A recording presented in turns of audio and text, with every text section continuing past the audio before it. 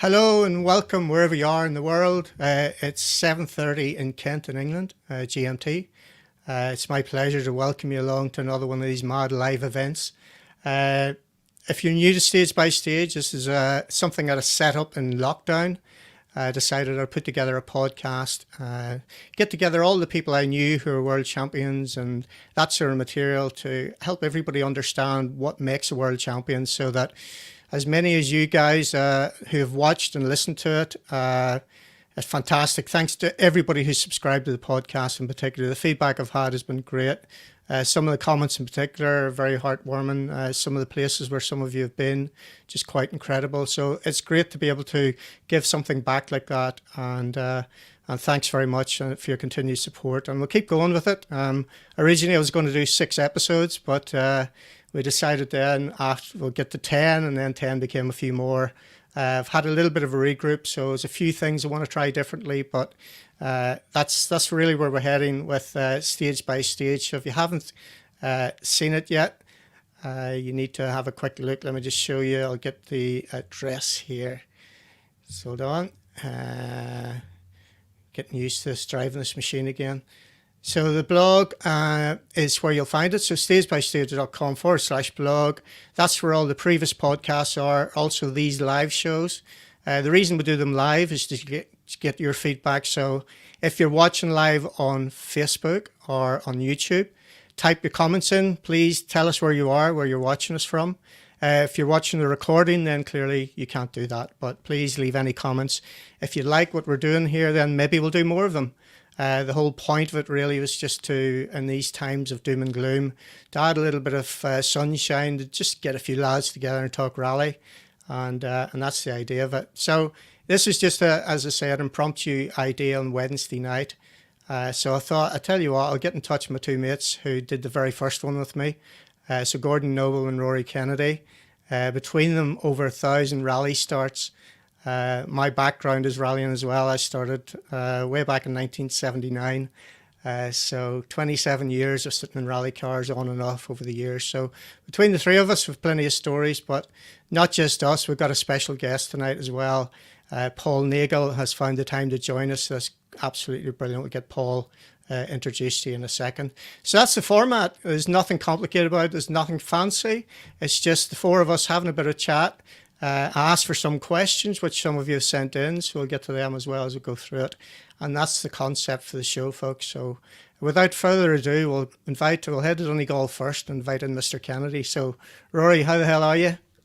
How's it going, Trevor? Nice to join up again and look forward to having a bit of crack tonight. Aye, it's going to be good. Reform the gang, reform the band and all of that.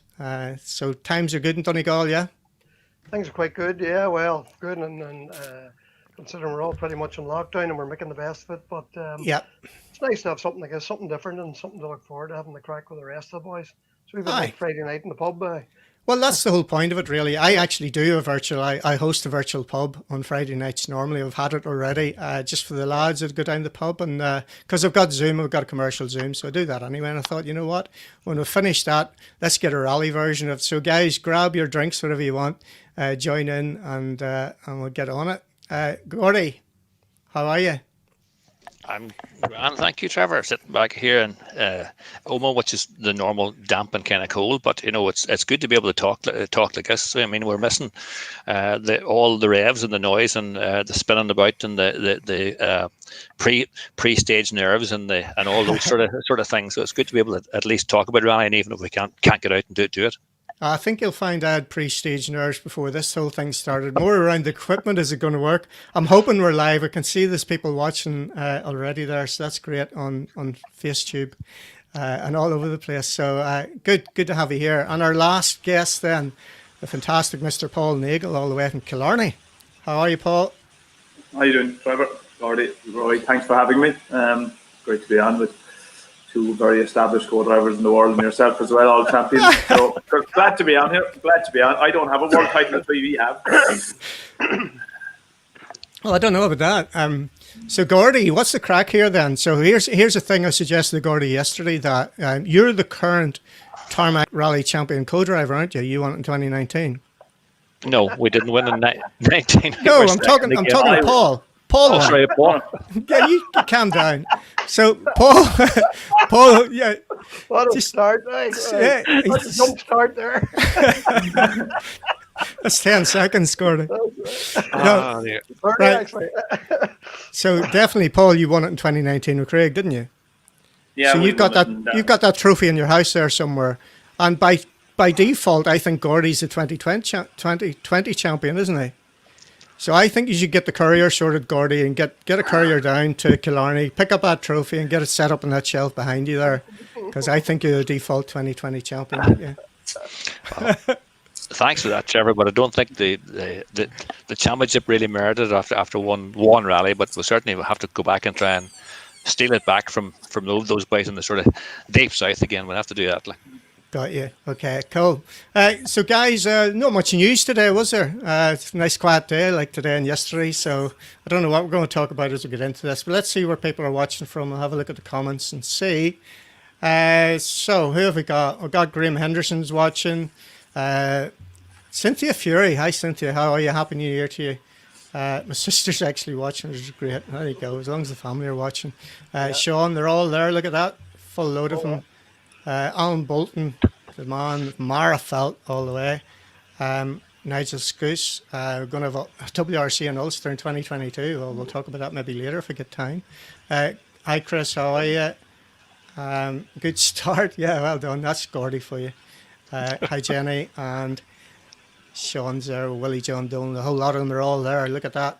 And look, John Rowan's got a cup of tea in hand. If only we could see it on YouTube, it's fair enough. Mary Duffy, Happy New Year to you, Mary. And Joanne McGrath. There we go. Ron Neely's there as well. And Patrick McBride's. They're all piling in now. Okay. Right. Shall we go straight into the questions, folks? Or anything you want to ask before we get into it? Trevor, I see Patsy Keenan's watching there from Atlanta, Georgia there. Yeah. It's Patsy's birthday either yesterday or the day before, so a big happy birthday to Patsy. You're right, Great. it was. Great for Man, and he's over here regular to take part in the Valvoline Irish Forestry Championship. So good to see Patsy. I hope he enjoys the show. Excellent. And just before we go any further, Rory, before I forget, I've got something here that I want to share with you. I'm going to embarrass you here now, all right? So this came in earlier. Can you see that okay? Let me just get rid of it. Hold on a second just so we get rid of that. Get rid of those comments. Right. You read that okay? Yeah, I got so that. thanking yeah. Rory for some footage of the what's the story then? 99 Circuit of Ireland. It seems like you've done a good job there. Well done, Roy. Yeah. Well, 1999 Circuit of Ireland, like it's quite a while ago. And I was approached. I'm sorry, I can't remember the fellow's name. I do apologise for that. It's Ray Betson. Ray Betson. Ray Betson. Yeah. Ray contacted me and he told me that one of the first rallies he went to was the Circuit of Ireland down in Kilkenny, maybe, or down in County Carlo, and it was 1999. We did the rally. I think, and I'm open to correction. We may have won the rally in '99. I'm not 100% certain of that. But anyway, Ray was his first rally with his father. It passed his farmyard where he's spectating, and he always wanted our in-car footage to see if he could see where he was standing with his father that particular day. So after a good bit of rooting about and digging about, and as you can imagine, it was all VHS tapes back then. Finally got it and got it converted on to DVD and sent it off. So I'm glad he enjoyed it, and it worked out good. He was very grateful. He wasn't sure I'd be able to watch tonight, but he'd be able to watch the recording. So well done on that. So cool. 1,000 rallies again between the two of you boys. Mr. Neagle, you've got what? 85, I think it's 85 World Championship starts. 5 wins, of course.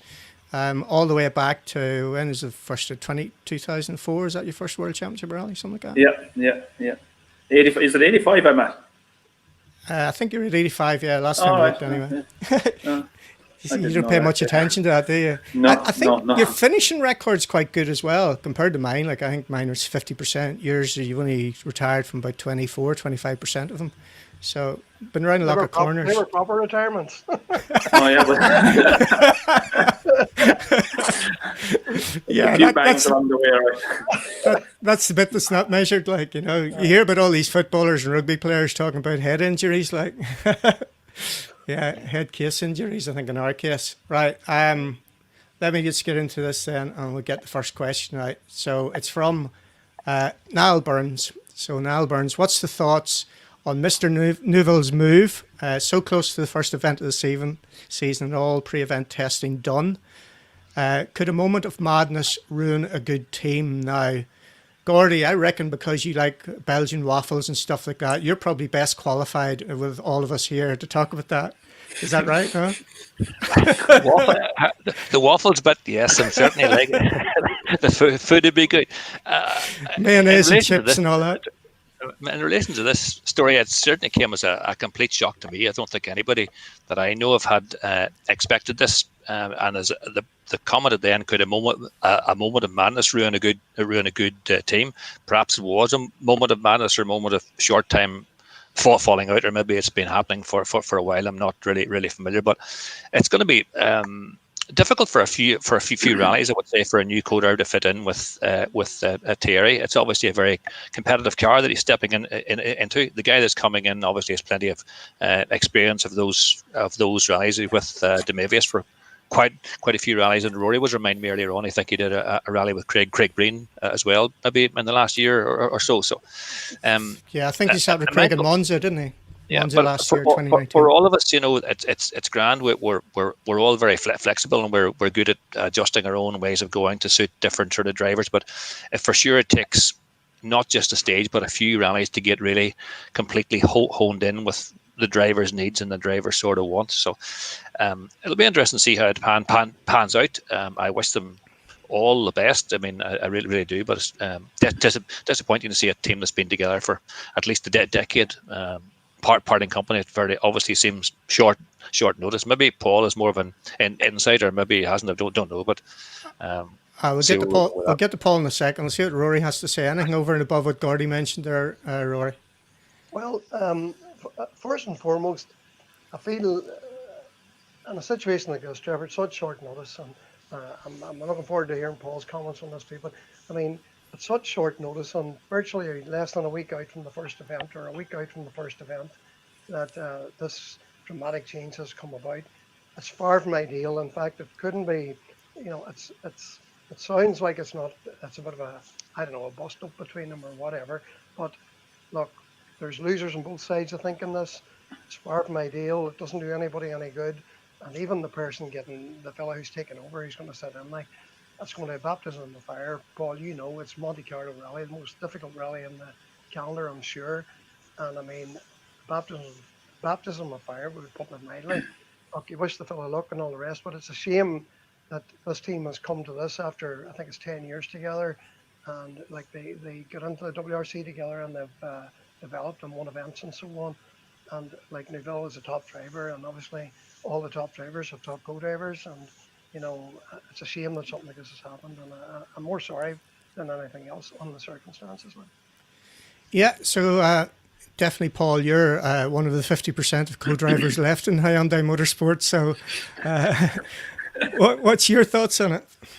It came as a shock to me this morning as well, lads, because I got a load of text messages this morning, and like last Thursday and Friday we did photo shoots for Hyundai. I never seen the pictures and the blindfold challenge and etc. And there was a test on Sunday and Monday as well, and all the drivers were there. So I'm as intrigued as all of you as well, and probably most of the rally community as well, because we heard nothing or knew nothing till I saw it on social media this morning, and obviously something must have went on, and it is difficult for the two of them, and a big step for Martin to step in and to go to Monte Carlo. He doesn't even get a test. There's not even a shakedown for Monte this year, so his first pace note will be 5, 4, 3, 2, 1 go. Really? With a new driver and a new car. That's a big ask, but he's done work with Craig, and he did Monza in 19 with Craig, because I was at home my wife was having a baby, and he spoke English. He's Belgian French fluent, so he was able to do the rally with Craig in English notes. He's done some tests as well, so he's a lot of experience, and he's been in the Hyundai circles for a couple of years, and he's sat him in Kevin Albring and as with the Marvius as well. So he has, but it doesn't matter what kind of a co-driver you are, how much experience you have to go to Monte Carlo without a test, without knowing the team, without calling pace notes. It's a big ask, and they'll have to do a lot of work together. But it happens. Like you can see a lot of co-drivers have been changed around this year. Andres Mikkelsen, Timo Sunonen, Danny Sordo, and now Thierry as well. Like that, it comes in stages. Like you see a couple of years ago, it was Chris and Craig and Elfyn Evans, Gus Greensmith. It happens, and every so often there's a big wash, clear out or change around. And the pressure and expectations now with drivers and co-drivers between teams and managers and engineers and manufacturers and social media and everything. There's a lot of strain put on driver and co-driver when you have 13 rounds of the World Championship and you have 2-3 day tests per event, and you have all that demand and all the time travelling away. It does take strain when you're with someone for 10, 12 years.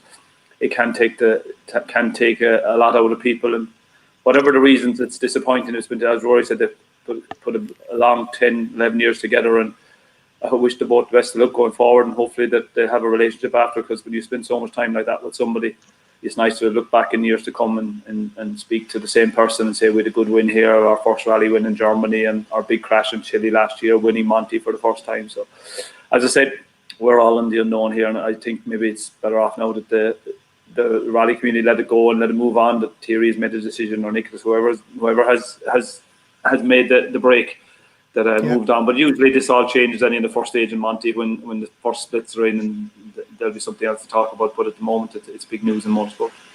He's not new. It's not new. Thierry having hassle in Monte Carlo. I remember last year he had to get Danny in to do his weather notes for him. Yeah, Bruno Thierry was doing it. I think Bruno Thierry was doing it when he got sick or something happened, and Danny stepped in the last minute. Stepped in. So. Yeah, Monte will be a big daunting challenge for everyone next week, and I think the weather is going to really play up as well. So there'll be huge demand in the co-driver as well, with all the ice nuts and gravel nuts and everything. So it's going to be a big ask for everybody. Yeah.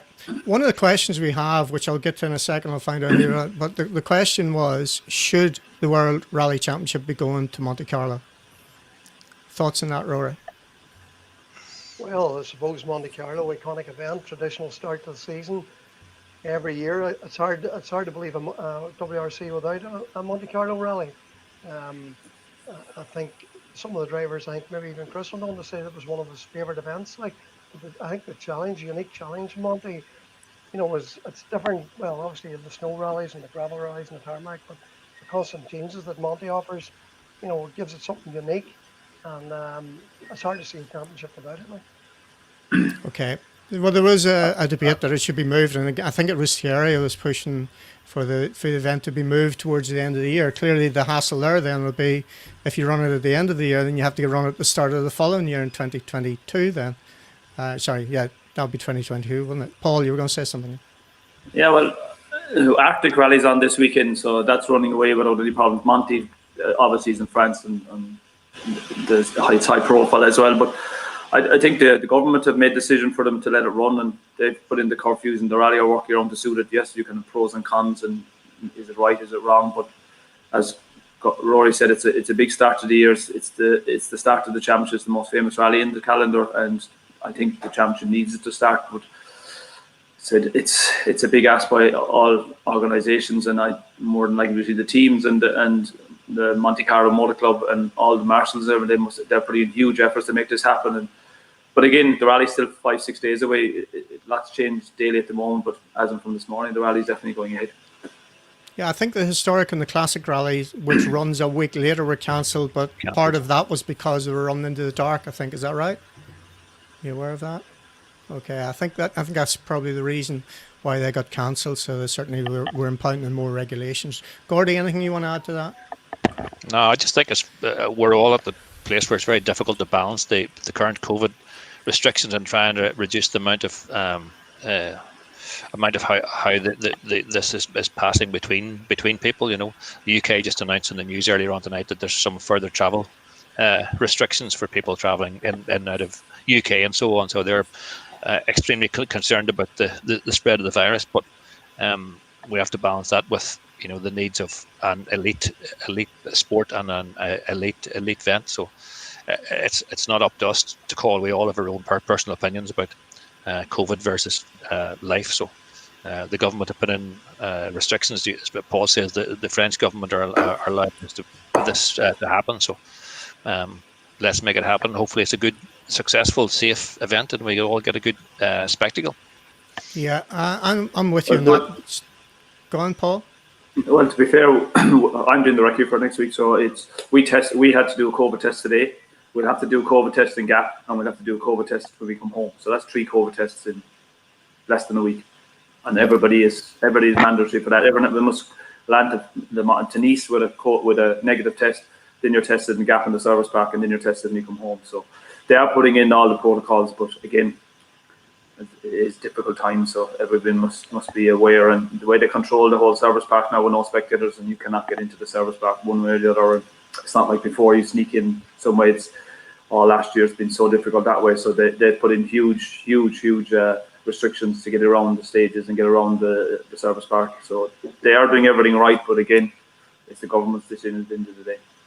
Yeah, and at the end of the day, I suppose if you're employed by someone and you can't work from home, clearly you have to go to work. And a lot of people in motorsport are self-employed as well. The fact that these COVID tests are costing a lot of money will impact on what they earn as well. So I've got empathy clearly for the situation, and for those people who want to go to work and those people who are told to go to work. If they don't go, then what's going to happen to them? But yeah, me personally, I'd feel uncomfortable going to the rally, but that's just me personally and my views on it. That doesn't matter. So that was a question from Kevin Glendenning, and he's got a second one, guys, which I think is quite interesting as well. So what about this one? Why has Ireland produced some of the best co-drivers in the world? And clearly two heroes of mine growing up, Terry Harriman and Fred Gallagher. But there are many more who have been very successful. So why do we think that is, Paul? Oh, gee, you're asking me first.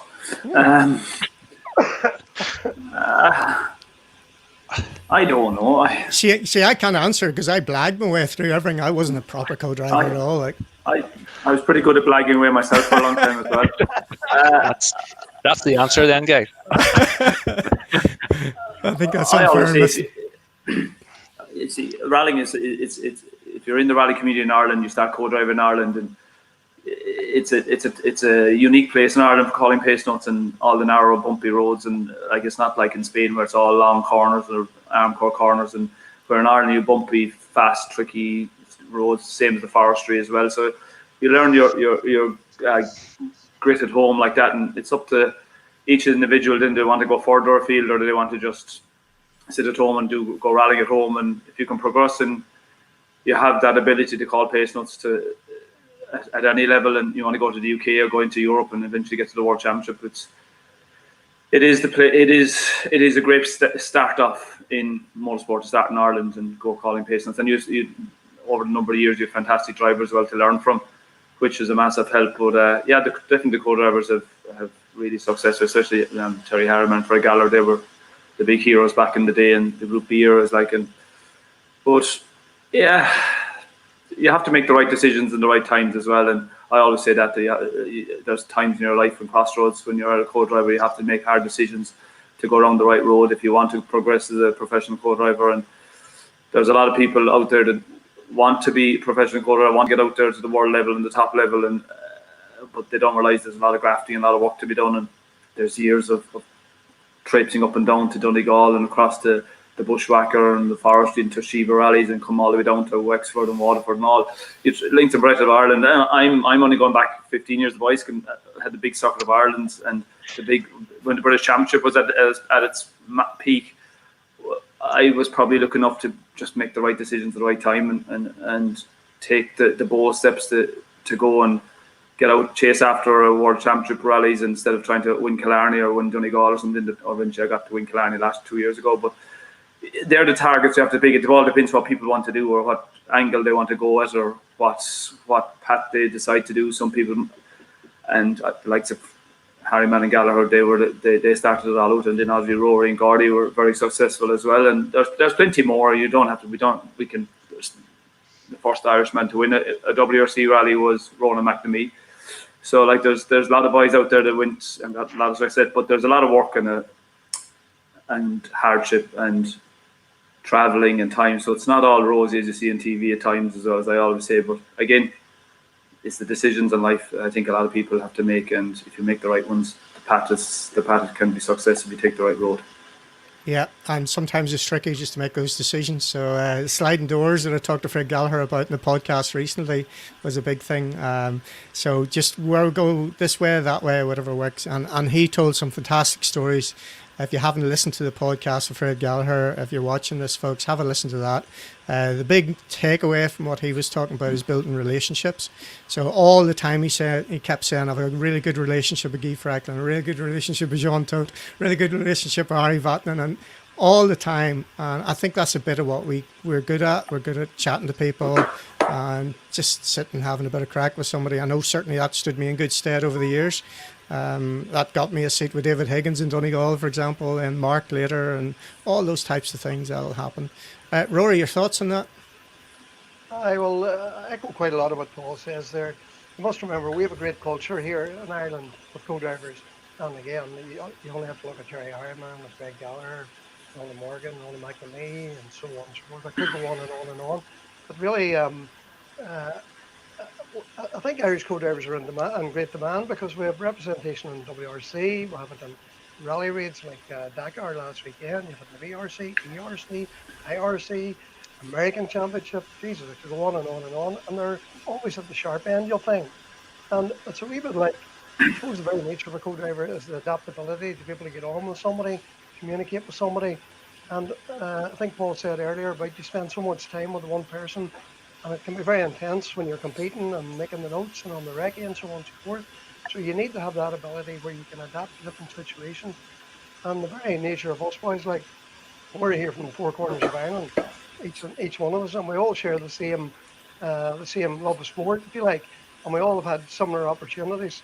Paul's gone on to the absolute epicenter of motorsport, which is fantastic.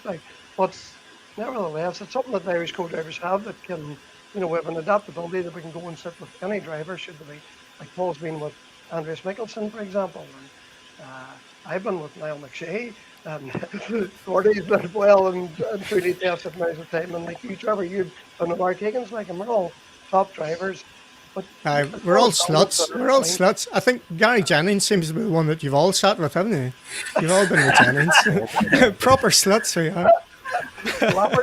Slappers. But every one of them drivers gives you a wee bit, and you bring that to the next drive. You bring that and you build up your experience, and that's all part of it. And it depends on your own ambition and determination as to where you want to go. Some people can go further, some don't go quite as far. But anyway, I think it's something I'm very proud of as a culture of rally and co-driving in Ireland and the presence that we have on the road. Okay, thank you, Gordy. I don't have much to add. I think the boys have covered it very well. I think it's back to what Fred alluded to. We all have an ability to get on with people and build that relationship. And if you're with a driver for a day or for a week or whatever else, you have to be able to get on with them. And it's not as if we lie down and get browbeaten, but we still make our own point. But we're still I think it's an Irish nature that you're friendly and welcoming and that sort of stuff. And the second part of the process then is obviously you can do the other job, the reading the notes and the organisational part of it as well. So when you combine the two, it's a good factor for being a co-driver. And I would like to think that most of the people that I have sat with over the last number of years, I haven't fallen out with many of them or any of them. I don't really think I could phone up any of them and still have a bit of a chat and ask them for a lift home if it was stuck somewhere. So I think it's about that, building that personal relationship. And as a co-driver, you're very much a supporter. You're trying to support the driver to make sure he gets the best out of whatever he's going to do. So there's probably a combination of those things, and the experience of been rallying around Ireland up and down every wee lane and stuff. So it all helps. Yeah, I think in the early days as well, you're talking about the early days. I was just working out today, Paul, that I reckon Rory Kennedy had done his first rally before you were born. It was very close to it anyway. When were you born? 78, Paul, were you? In 78, yeah. Yeah. When did you do your first rally, Rory? I had my first rally in 77. 77. There you go. It's all about experience. I think the other thing is around the map reading side of things as well, isn't it? So in the early days, not just Irish, but co-drivers from the UK, from Wales, England, Scotland, good at reading maps, and that was a big thing really for, of course, the Finns and everybody coming over to do Rally Great Britain as the RSC rallies it was then. They needed a good map man, and that was I think where a lot of the leads were as well. So there's maybe a bit of that going on as well. Right. 2 seconds in. Let's have a quick look and see if anybody here. Who else have we got? Sean Killen, Gavin McManaman's there, Rosemary Walsh, Eric Patterson. Hi, guys. Declan Casey, Cian Love. What's been the highlight of your careers? Right, here's another question for you guys. And Cian, even though what's been the highlight of your careers and what championships are you doing at Craig this year with all the WRC seasons for Paul? Do you want to take that one first then, Paul? What's been the highlight of your career and what's championships you doing at Craig?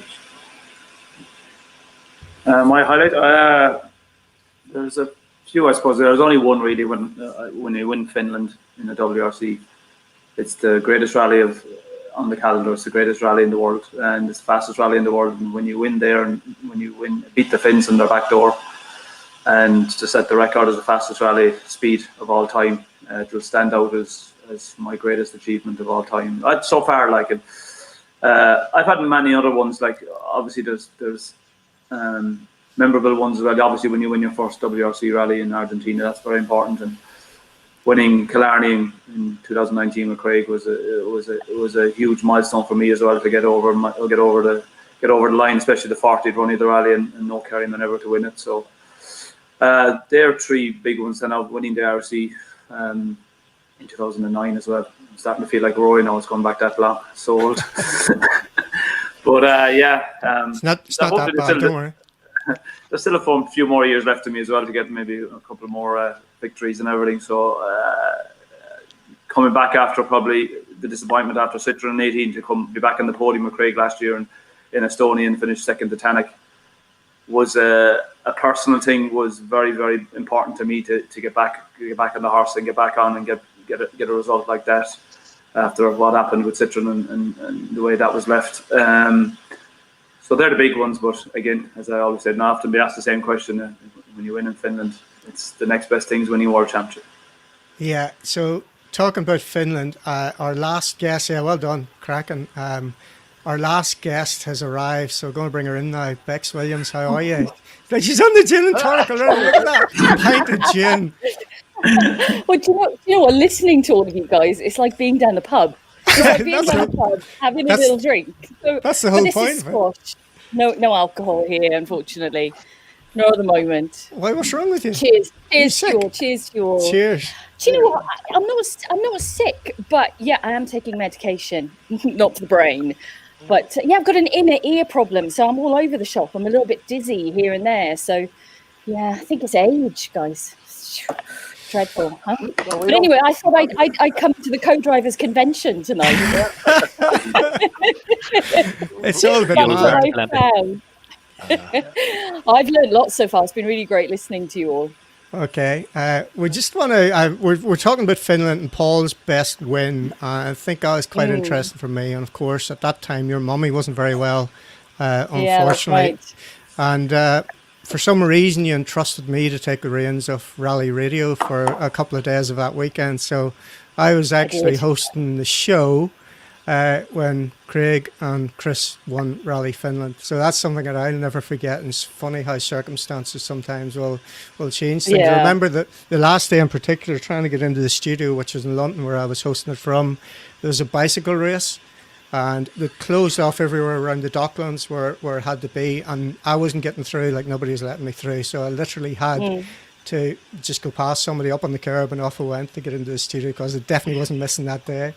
But yeah. I remember it well, even though it was horrible circumstances for me at the time. My mum was ill back in UK and I think she was still in hospital at that point. But I was following as much as I could, everything that was going on. And as much as I was delighted for the boys and the result, I was gutted I couldn't be there to report on it and then be there at the final press conference and host the final press conference with them winning and second place as well. It was like, oh, of all the ones to miss, it's this one. It was heart-wrenching, but I was so delighted for them. What a result. It was fantastic. Brilliant, yeah. So everybody, if you need an introduction to Bex Williams, you're watching the wrong show, so I don't know where you should be. So she is the woman when it comes to World Championship. So 172 people watching us now, so they've clearly haven't got much of a Friday night planned, otherwise any excuse to get rid of my family. Who has got a much of a Friday night planned at the moment, though? Indeed. No one's got anywhere to go or anywhere to be. This is the best place to be. Okay, cool. What's the highlight of your career, Bex? Oh, start with an easy sorry, question, mate. Trev. Why don't you? Sorry, Ben. You can have a think about it. Highlight we're talking about now. Steady. Steady on.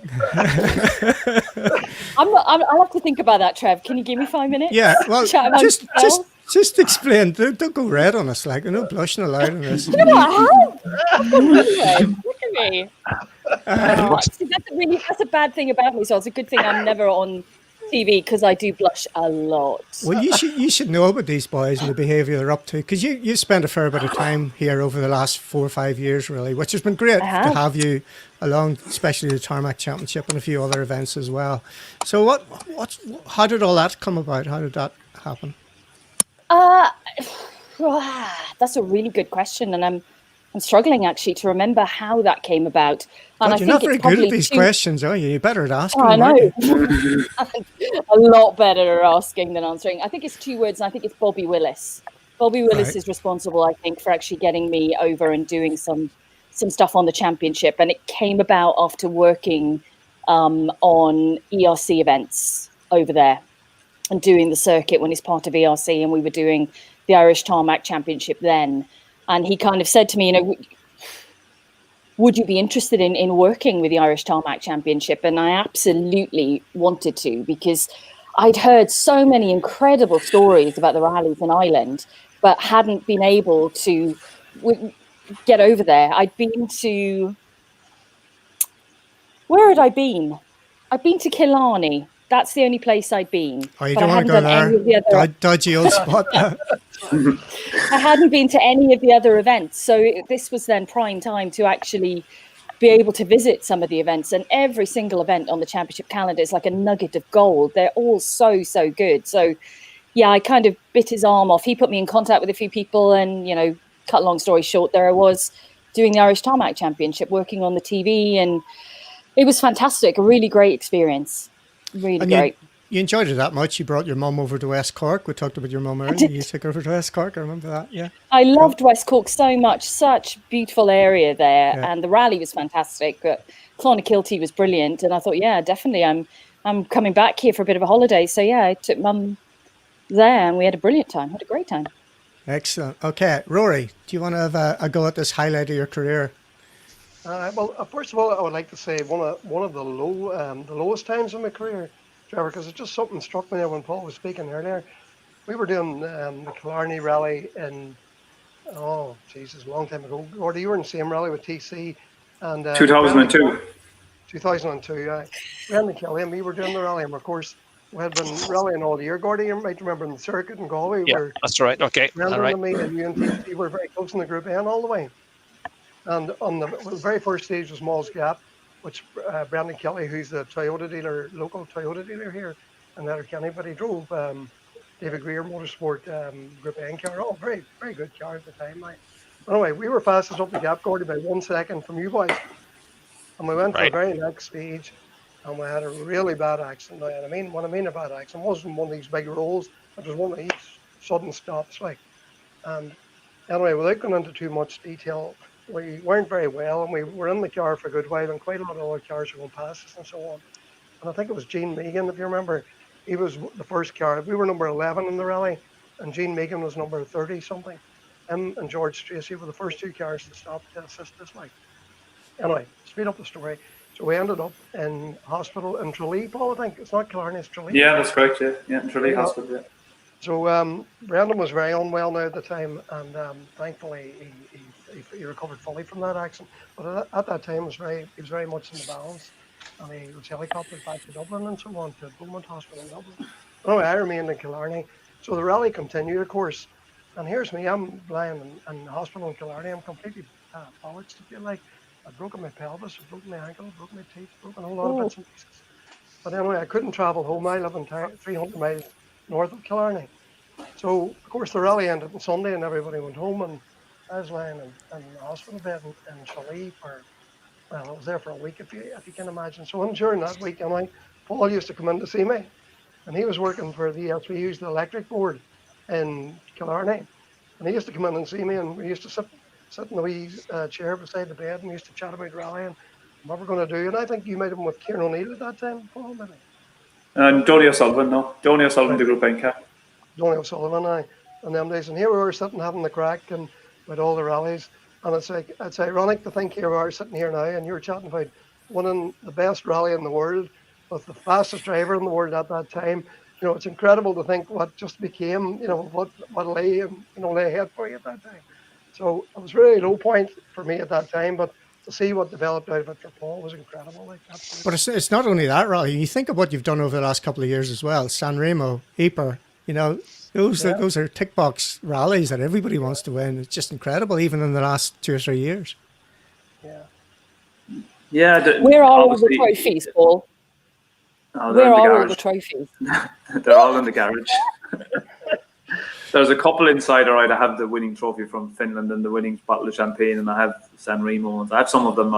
I collect all the model cars and have all the winning hats and all that, but trophies don't really bother me. So, but I have the special ones that are important to me. But yeah, winning Ypres and San Remo last in 2019 they're two special rallies to win them 10 years apart as well. But they're two iconic rallies all over the world, all over Europe. They're two superb tarmac rallies. And to win on in those terrains against the Italians and Belgians, you have to have a special man beside you, and you have to do a very good job to be able to succeed and win in those rallies. But yeah, there's been a couple of highlights, but there's been a lot of down. As Rory says, if I started talking about the low times, I've been scraping the barrel a few times, and I was on the verge of packing it all up at the end of 2018. So. Fair play to Craig to bring me back from there, and I'm back enjoying the motorsport better than I ever did really at the moment. Talk us through that then. Did you seriously think of stopping at that point? I was on the when the whole accident in Portugal in 18, the whole Citroen thing was gone, and I spoke to Chris at my 40th birthday party, and there was talks about going down to Toyota, and my heart wasn't in it to go, and Chris knew himself as well that it was time to change. And I think we were all in Manchester April going to Vegas to a Conor McGregor fight, and it was the same weekend as Rally GB, and the whole world thought we were going over to sign a contract with Toyota. But we went over there, and when we came back, Chris spoke to me, and I knew he'd done the right thing to change, and I had not the heart in it. And then my dad got very sick and died within a couple of weeks, and I thought over Christmas maybe that year, maybe it's time. That's with I had no interest in motorsport. I lost all the love I had from growing up, and it was more a chore going the last few months of Citroen. It used to be painful at times to go some of the tests and go to some of the rallies. And then when obviously the big shake-up with the co-drivers again in the end of 18, when all the moving around with Craig ended up with nothing and just sent me a message, would we go to Galway up to Ayr Square and see what happens? And from then on, it took off again, not thinking we'd get back into Hyundai that quickly and be back in Finland 9 months later. But to be back enjoying it the way I am now, it's a great feeling again to get the podium last year. Again, it just brings back everything about the sport that you really love. And but there was dark times. There was a lot of dark times in 2017 and 18, and to be back loving the sport now again, it's great to have a program ahead of us this year and have the rallies last year. But again, it was back to Irish motorsport that brought it back to me. Every rally we went in 2019, right? We were winning a lot of them, and you're going deeper. And when you're winning, the enjoyment is much more. But for that 2019, that was probably one of the best years I had up to 16 and 17 before 2016 and 17. So yeah, but as I said, it's great to be back in the factory cars now, and you have to pinch yourself every so often. There's possibly only seven drives out there in the world, in 2 more of them sport, but they're in a difficult situation at the moment. So to be one of those 7 co-drivers, to be able to have it as your profession and to travel the world with a team, you have to take stock of that. And with knockdown every master, you really appreciate what you have, and you think back what you've done as well. And yeah, it'll be another while before I realise what we've achieved down through the years, and the good days and the bad days. But again, I said, with the bad days the good days will always outdo the bad days. So yeah, it's great to be back.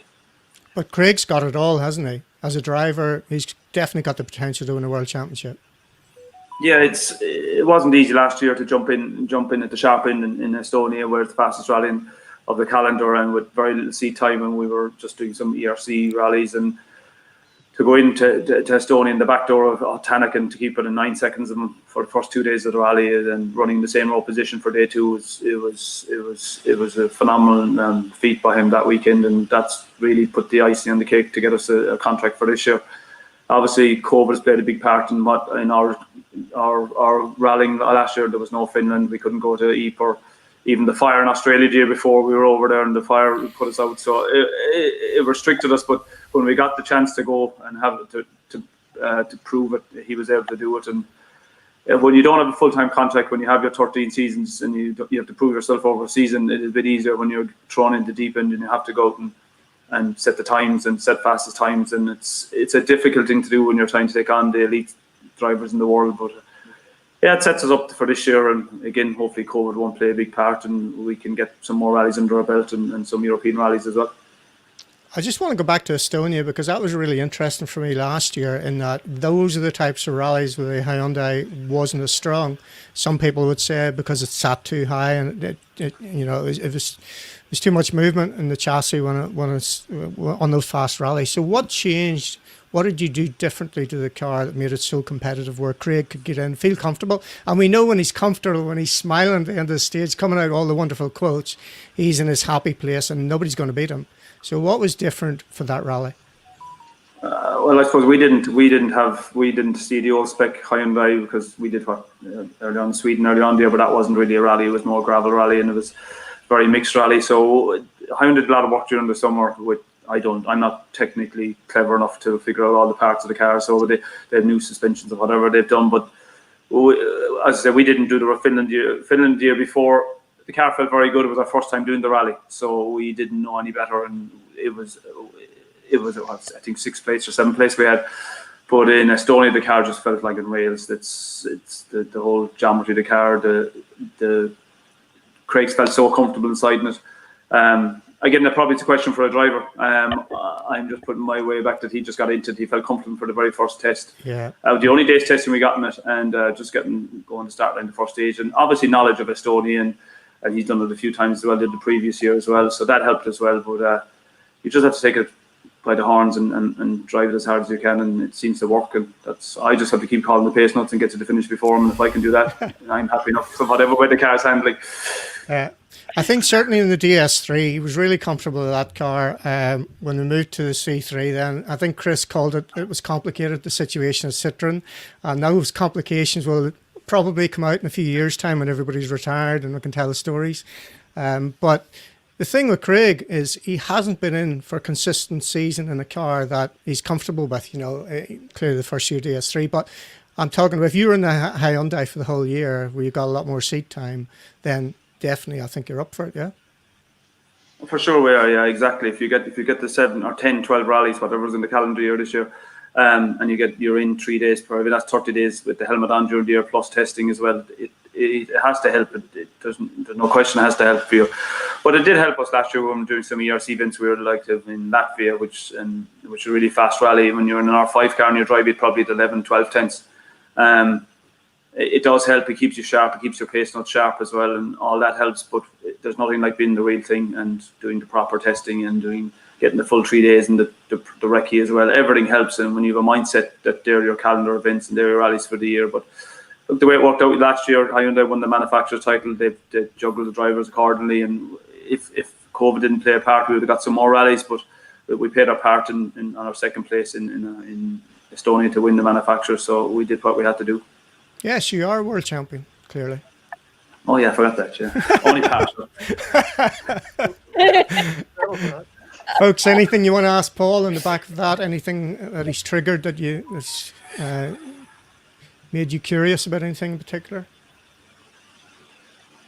No? I want to know, Paul. This is kind of maybe a bit of a funny thing. Oh no! Well, I don't know. I remember the Citroen days. I used to come in and have a coffee at breakfast with you guys, and Marc Germain would be weighing each co-driver every single day. Do they do that at Hyundai? No, they weigh us on the Thursday. Thursday. Do you get weighed? No, we get weighed on Yeah, Thursday, but weighed on Thursdays, that's not so bad. Like, so yeah, that's why I'm drinking water at the moment. So I'm being healthy at the moment before.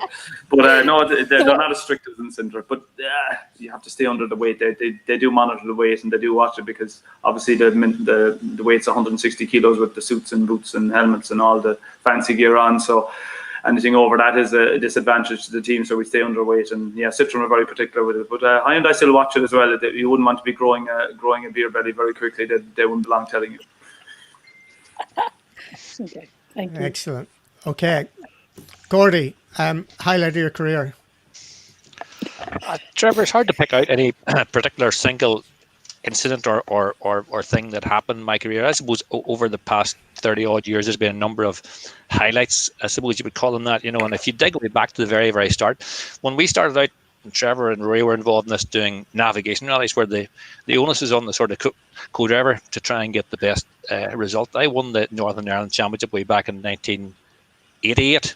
I had to think about that for a while, which is a long time ago. But at that time, that was a big achievement for me. And it gave me a bit of confidence about going on ahead and doing things and take me to more stage rallies and so on. But that was just a thing way back then, which has been the onus on those has dropped off over the years. But as it was, I could list a series of things, but none of them, all good. Winning the 106 Cup with Mark Fisher in 1999 was a big highlight, because that was whenever we were on the best one make championship that was about at the time, and you won it by pure driving ability, not by the money you had. Everybody had the same car. There was limited number of tires, so the team had to have the best team, the driver, the co-driver, the team around them. So that was the sense of achievement there was good, and that was should have been the stepping stone to something else as time went on. So maybe something that maybe not on many people's radar, but certainly was a very important part of my life. Is not important part, but one of those career positives. One, Alistair McRae and I won the Zulu Rally in South Africa in 2006. Which was a big thing for us, because we didn't know each other well. That was only the second ever rally we'd done. We turned up in South Africa. The rally car came from New Zealand, and the technicians came from there. We were in South Africa, a place none of the two of us had been before. We were on Silverstone tires. None of us even had seen them before, not alone used them before. Went down there and beat quite a lot of locals. At that time, the local guys were using Super 2000 cars, which are obviously lighter and much more agile than our Group N Evo, and the stages probably suited those cars better than our big Evo. But we went down there and we had we did, with all events, I suppose, we did quite a good recce. We made a big effort on the recce and then out on the rally, and were competitive and won at the end. What stands out from my personal point of view was that, unfortunately, I got food poisoning on the night between the recce and the actual rally, so I was feeling really unwell all the way through. And on the first day, about stage 4 or 5, the temperatures were 35 degrees C, something like that, and I was really unwell, couldn't eat. And we were come to the arrival control. I got out to do tires, but I had to shout to Ali, "You may get out here and help me, because I'm just literally not able." I had him the gauge and turned around and was sick out over the heads. And of course, by that time, as you know, you're going to get two minutes left to the actual stage start. So the first thing you do is just go in, put the helmet on and go. And the stages were perfect. The stages were no issue, but the road section I was absolutely hanging as sick as I've ever been in my whole life. I had to get the event doctor to come and give me some sort of tablets and stuff at night to stop me being sick, and then we survived the next day. So that was a big adventure and a big win and a big achievement, I suppose. But the most recent one, I mean, this time last year we were in Galway with Alistair Fisher, and Alistair got his first Tarmac Championship win. He's been deserving of one for quite a number of years. Rory started off with him in 2009 or 10, and he's been finishing second and third, and been very, very close to winning for quite a number of times. And whenever WRC cars are about and we were in that R5, we're always second behind somebody in that. So it was important to tick that box. So that, I say, there's no one thing like having won Finland. I would love to do that, but don't have it. Yeah, we'll queue up for that one. Yeah, definitely. Right, Mr. Kennedy, then, I think this is probably one of the highlights of your career, if I can share this with you. Can you see that? Oh. All right, so talk us through what's happening here, then. We've got X-rated this one now. that X-rated. There we go. Don't get dizzy, folks. So what's happening here? Already busy. Well, this is a transit back from the stage back to the service park after Niall McShay tried to kill the two of us on a rally in China.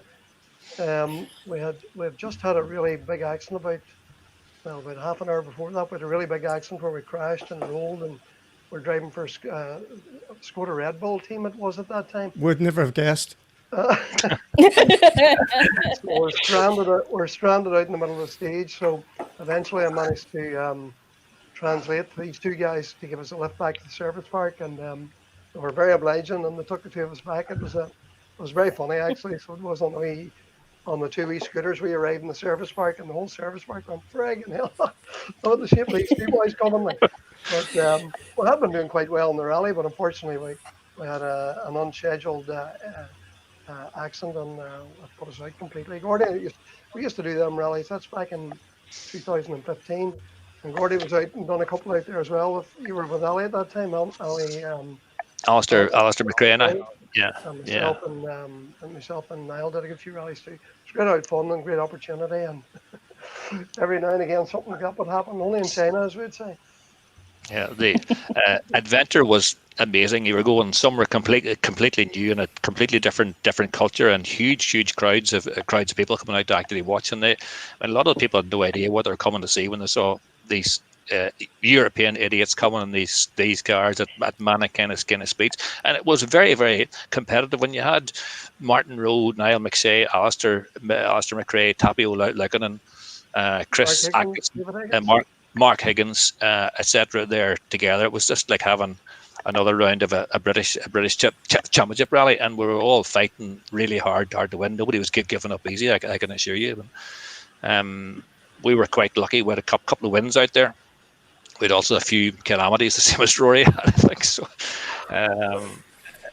I mean, anything from rolling into an old paddy field. I didn't realise that paddy fields were about 6 inches of like a sort of slurry of watery mud, and we landed on our kind of roof. And as we landed on our roof and went forward, the screen collapsed, so the roof of the car became like a big scoop. So the car filled full of 6 inches of watery mud.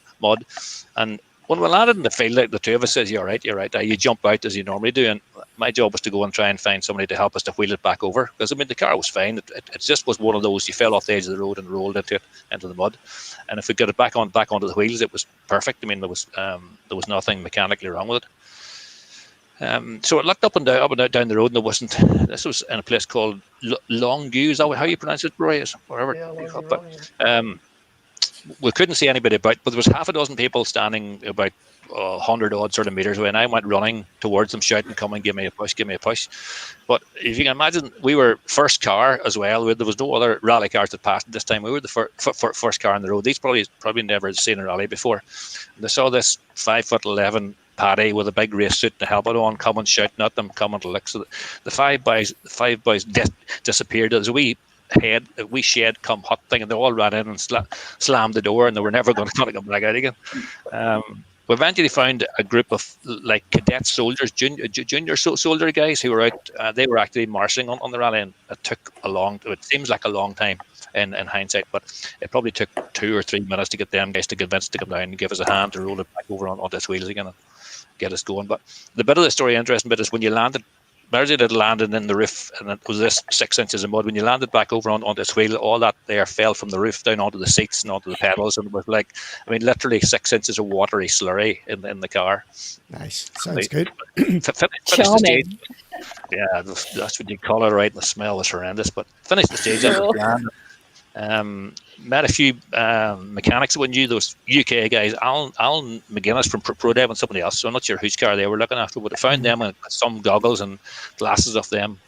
Took that screen out and drove on. We were second fastest then on the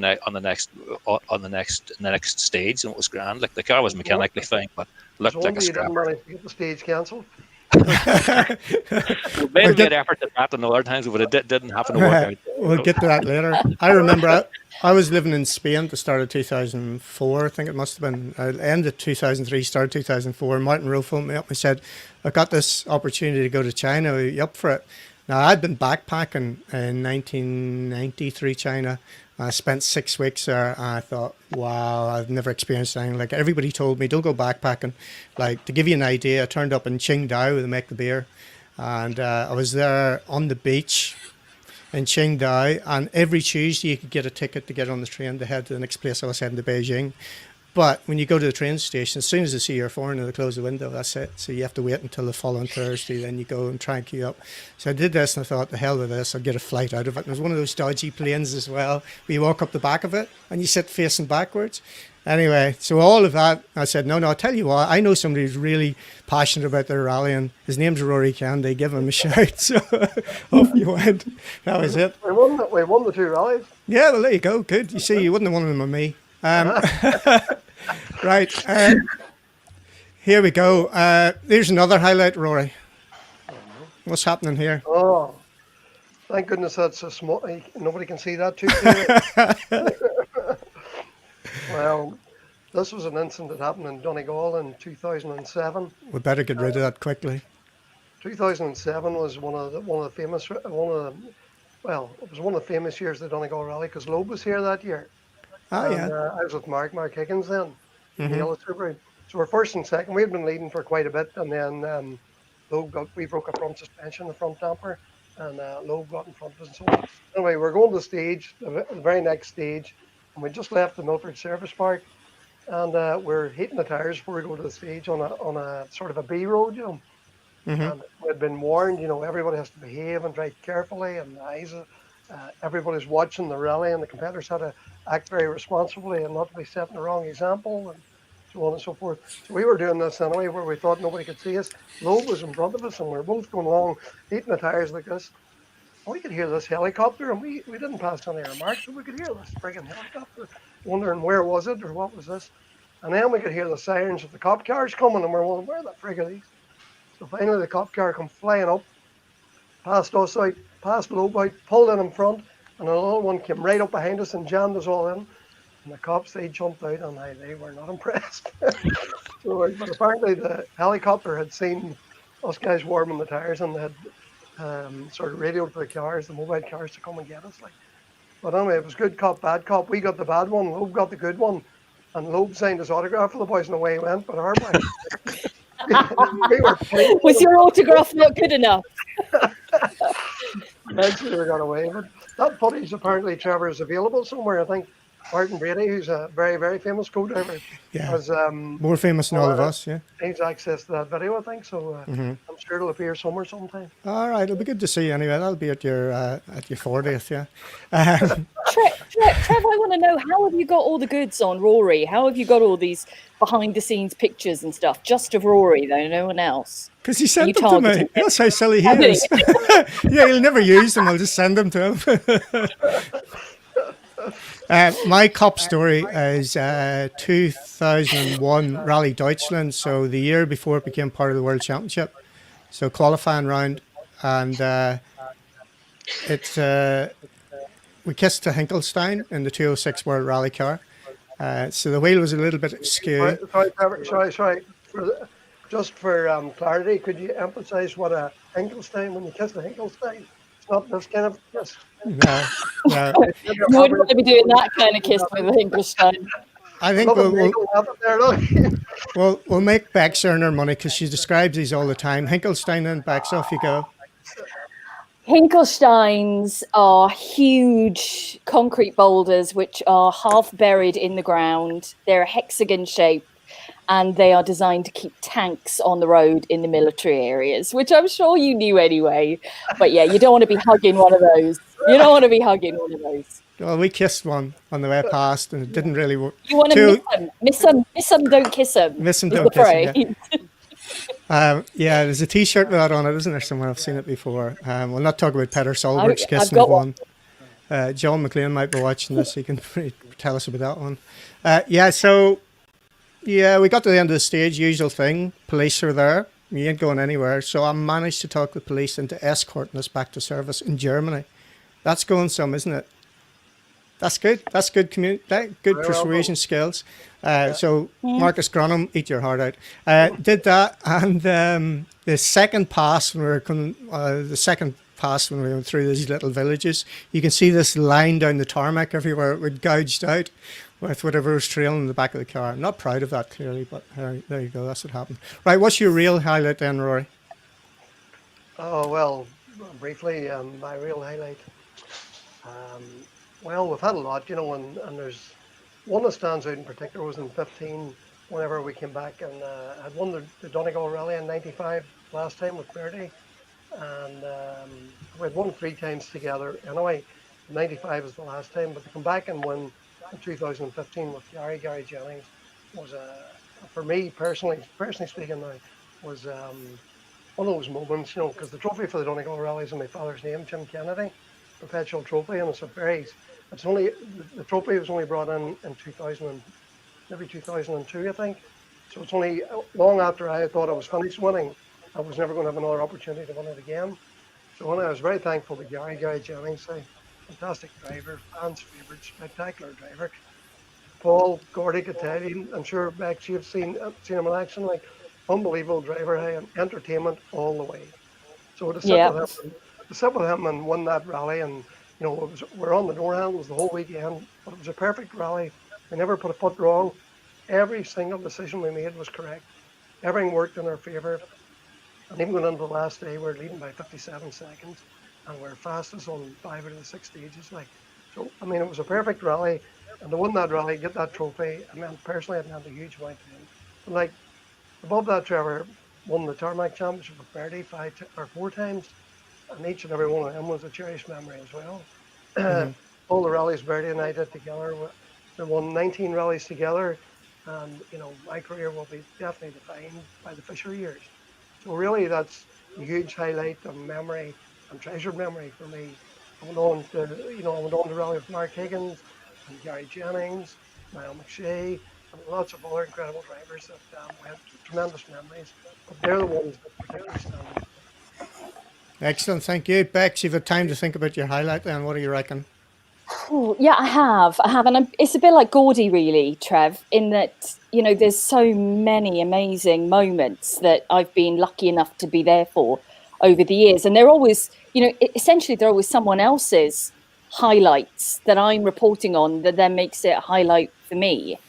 And there's 2 I can really think of that really stick in my mind, and I've got to go back to 2003 for the first, and that's when Marco Martin and Beef won Rally Finland, which we reported on, and that was such a special event. To win Finland is amazing. For it to be them that was winning it was incredible, and there was such a buzz around the rally. There was such excitement for it. We made a joke on Rally Radio back in the day that the last Estonian to leave, please turn the lights on, because they were just. Every single day, the service park just got bigger and bigger with Estonian flags. And on the final day of the rally, the Estonian Prime Minister came to the service park. That's how much it meant to the Estonians that, they were about to win Rally Finland. And the excitement that the Beef had, and he was one of my favourite people to interview. He was the first co-driver that did stage descriptions for us on the radio. He kind of started it. He was always my go-to man whenever I had any kind of silly question. I would think maybe it's silly. I feel a bit stupid asking this question. I'll go to Beef. He'll tell me what it is. He'll explain it. So to see the excitement and the passion from him and Marco as well, with it hard to believe Marco Martin had a huge smile on his face, but he did, because he could be such a dour character to look at, and as a person who's quite calm, but he was excited. It was such an incredible moment with all these flags waving in the background, the Prime Minister, them. It was really special to be able to report on that.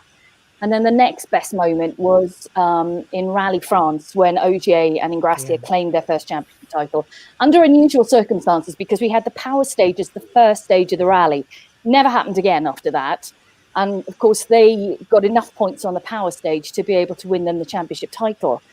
And that was exciting. And immediately, as soon as they arrived back into the service park in Alsace, it was late at night, and we had a meet the crew session where they would come to the stage. It was just them and Jos Capito come to the stage in the centre of the service park and be celebrated and be interviewed. And all the fans were singing for them. Seb was crying, Julian was crying, Jost was singing. and I was singing. It was just such a bizarre moment, but to watch them seal such an important part of their history, and to be right there with them, and shaking their hands, hugging them, singing "We're the Champions" along with them. And the rally hadn't even properly started yet. We had another 16 stages to go or whatever. That definitely was a special moment for me. And there's been so many. There's so many over the years I could pull up right now. We simply haven't got enough hours here. Yeah, where are we? We're an hour and a bit in. Like it's flying. How are we for time, folks? We'll still go for another wee while, yeah? Yeah, the crack's good, sure, isn't it? Okay, excellent. Crack's mighty. The crack's fun. So where are we going to go now? We'll go and see what other comments we've got here. Let's go in. So Ian Johnson's there, Skippity Powwow, brilliant. James O'Brien, hi James, how are you? Historics pulled out because of the curfew, also pulled the concentration run. That's as I suspected as well. Here's a good one. It's from Graham Henderson. If there's a bicycle race up the gap, who would come out on top? That's definitely for you three, because I'd just be watching out. I'd be looking to the definitely lakes. Not for me. No, Bex, we'll drive up and see. I'd commentate on it. Definitely, I would commentate on that. I'd like to see it. So there's definitely competition among Gordy and Rory. So Paul? No, but I mean, do you go out together? we have already raced up Knockalla, Gordy and me. I know that. I know that. Right? On the bike. On bicycles, Trevor. Who won? Well, tied at the top. I would say that story will take half an hour, Bex. Don't go there. Don't go there. So how quick is the competition in the south, do you think? Well, I'd give them a 30-second start. Oh, the fact that he's 20 years younger, Trevor, you need to take to that into account before you start anywhere. So fight and talk, but he doesn't go out in the cold though, so you've probably got the extra exercise. You're out in your bikes this weather, aren't you? I was out today for a couple of hours actually, even if it was damp. So yeah, no mucking about there. Ring up Kerry next year, Paul Neagle. Ring up the 180 days. Yeah. I have to say that was, if you talk about cycling events, I did the Ring of Kerry in 2017, 18, not sure what year, but the cycle from the top of the gap back down to Killarney on a closed road on a bike is fantastic. It's the best buzz you get, I can assure you. You head up from that local place, you pedal as hard as you can down around those hills, road closed, take big lines, mighty crackers. Yeah, absolutely. Cool. Right. Let's change the subject then. We'll go back into questions. This one from Adam Hall from Rally Insight. Oh, by the way, as well, what a top book. Second one this year. There we go. And I have one up there. Yeah. I have it too. I haven't looked through it earlier. I reckon all four of you are in it. Well, I'm going to beat you all to it. All four of you are in it. Oh. We left I've got the PDF version of it, the first ever draft of it. That's what I've got. That's how clever I am. There you go. Before you go away from that, not to forget. Oh, look at that. Icons of Irish rallying. Brilliant. Yes. I'm probably not in that one either. Finally, don't forget this one. Nice. Who's that one? Explain. That's a very special one. There's some real stars in that one. I can just see a shiny light. It's like the light, shiny light that's on you. So it's just some grey-haired bloke. Don't worry. Go on. I got always you. Right. Serious question then, folks. If Rally Northern Ireland gets a go-ahead, where would they like the stages to be? So we'll go with Gordy first because you've got some insight into this, haven't you? Well, insight is maybe quite the wrong term. I have a bit of knowledge of where the proposed stages could be. Is that the way to put it? Oh, have you? I didn't even know that. There you go. I was thinking about your previous life where you all my previous life. Yeah. Well, I mean, if you want to go back to, I think that Rally NI could be a tremendous success. I think we know that the passion for motorsport is here. Rally Ireland, which is here in 07 and 09, was a very successful event in terms of not only the safety, but the way it promoted the whole country, even with bad weather. I think we still got a very positive promotion in terms of tourism and so on. So, and certainly the skill set is here, and the full enthusiasm of the people to run it is here as well. So, don't have an issue with that. The fact that Bobby is confined to Rally NI or to Northern Ireland is purely a political call rather than not having any want to go across the border into Southern Ireland. But I mean, the proposal really is that you should utilise the rally based in Belfast or in the Maze, which is just out beside Lisburn, just off the motorway. Two ideal bases for a service park. ERC was based in the Titanic before, so we're aware there's plenty of space in that. And there is a proposal to use a loop of stages that goes up into County Antrim and probably include Torhead. Another loop of stages which will do a lap of Lough Neagh. If any of you don't know where that is, it's a lake just in the middle of Northern Ireland. Do a lap of that.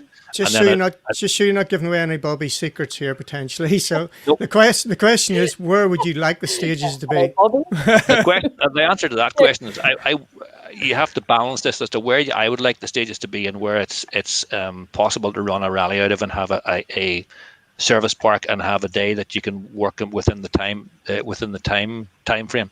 I personally am a fan of the sort of sparrings in that area. I think that's the best area of Northern Ireland for stages in terms of challenge, in terms of being able to accommodate the spectators as well as everything else. So I do understand that you have the icon of the Torhead Road and that coastal road. You have the icons of many stages down around the Newry, Armagh region as well, Trevor. There's iconic locations within those which promote the country. So the thing about organising events is not just, you don't just pick the best stage and go there. There's lots of other factors. Should it be tourism, spectator accommodation, how far it is from the service park, how we can fit it into a loop, how you can make all those other things work. So it's not just as easy as people might sort of think, and everybody has their own idea. But personally, I'm a fan of the Sperrins. That's where I like to go rallying, if you know where it is, in the western side of Lough Neagh in there. Yeah, it's complicated because you've got TV schedules, you've got promoters, you've got councils involved, so it gets complicated, no doubt about it. Paul, a rally in the north then, where would you want to be? If we could get a rally, if Bobby can pull it off and to have the WRC in 22, if I could leave the Titanic quarters and just rally up and down the motorway, that would do me, just to have a rally in this country and to have the Irish people rallying here. I wouldn't have a big knowledge of rallying in the north. I've done very few rallies there, but yes, without the political background, the political side of things, you'd have Torhead and go up that way would be. I did that back in 2002, I think, was the only time I've ever done it. But as I said, just to have it in the country and have it in this island, you don't have to get in a plane to go testing. You don't have to get in a plane to go to a rally. Just drive up the road to go. That would be a phenomenal feat, and just for the whole Irish culture as well, for North and South, and to have rallying, because it's a bleak time here with motorsport in North and South and the UK as well. If you want to put us all together. To get that over the line, it would give a massive boost to competitors. And I think, again, if it did happen, you'd have a huge entry, you'd have a huge R5 entry. So for me, I'd drive out the Titanic quarters and I'd go left or right. It doesn't bother me. That's a great answer. Excellent. Bex, you probably don't have a lot of knowledge around the stages, but the thinking behind having Rally Northern Ireland here is a good idea, yeah? Absolutely it is. I mean, I went to every single one of them. I even worked on the candidate event for Rally Island when we were based out at Inniskillen Airport. Mm-hmm. So I've done essentially 3 events at Rally Island, and I would really like to see the championship go to Northern Ireland. I think it's a fantastic location.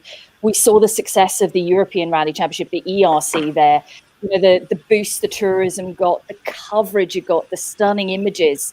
You know, you have some incredible stages there. And okay, off the top of my head, you know, Torhead is the one that really sticks out for me. I can't name a lot of the stages, but even around kind of the Banbridge area, the stages there, I've loved kind of working around those areas. It's such I think, a wealth of stages that can be used, but the importance is to go back there. And the amount of people on social media, not from the UK, I'm not going to say from the UK, but from outside of the UK, which is important for Northern Irish tourism, who want to come to watch the rally there.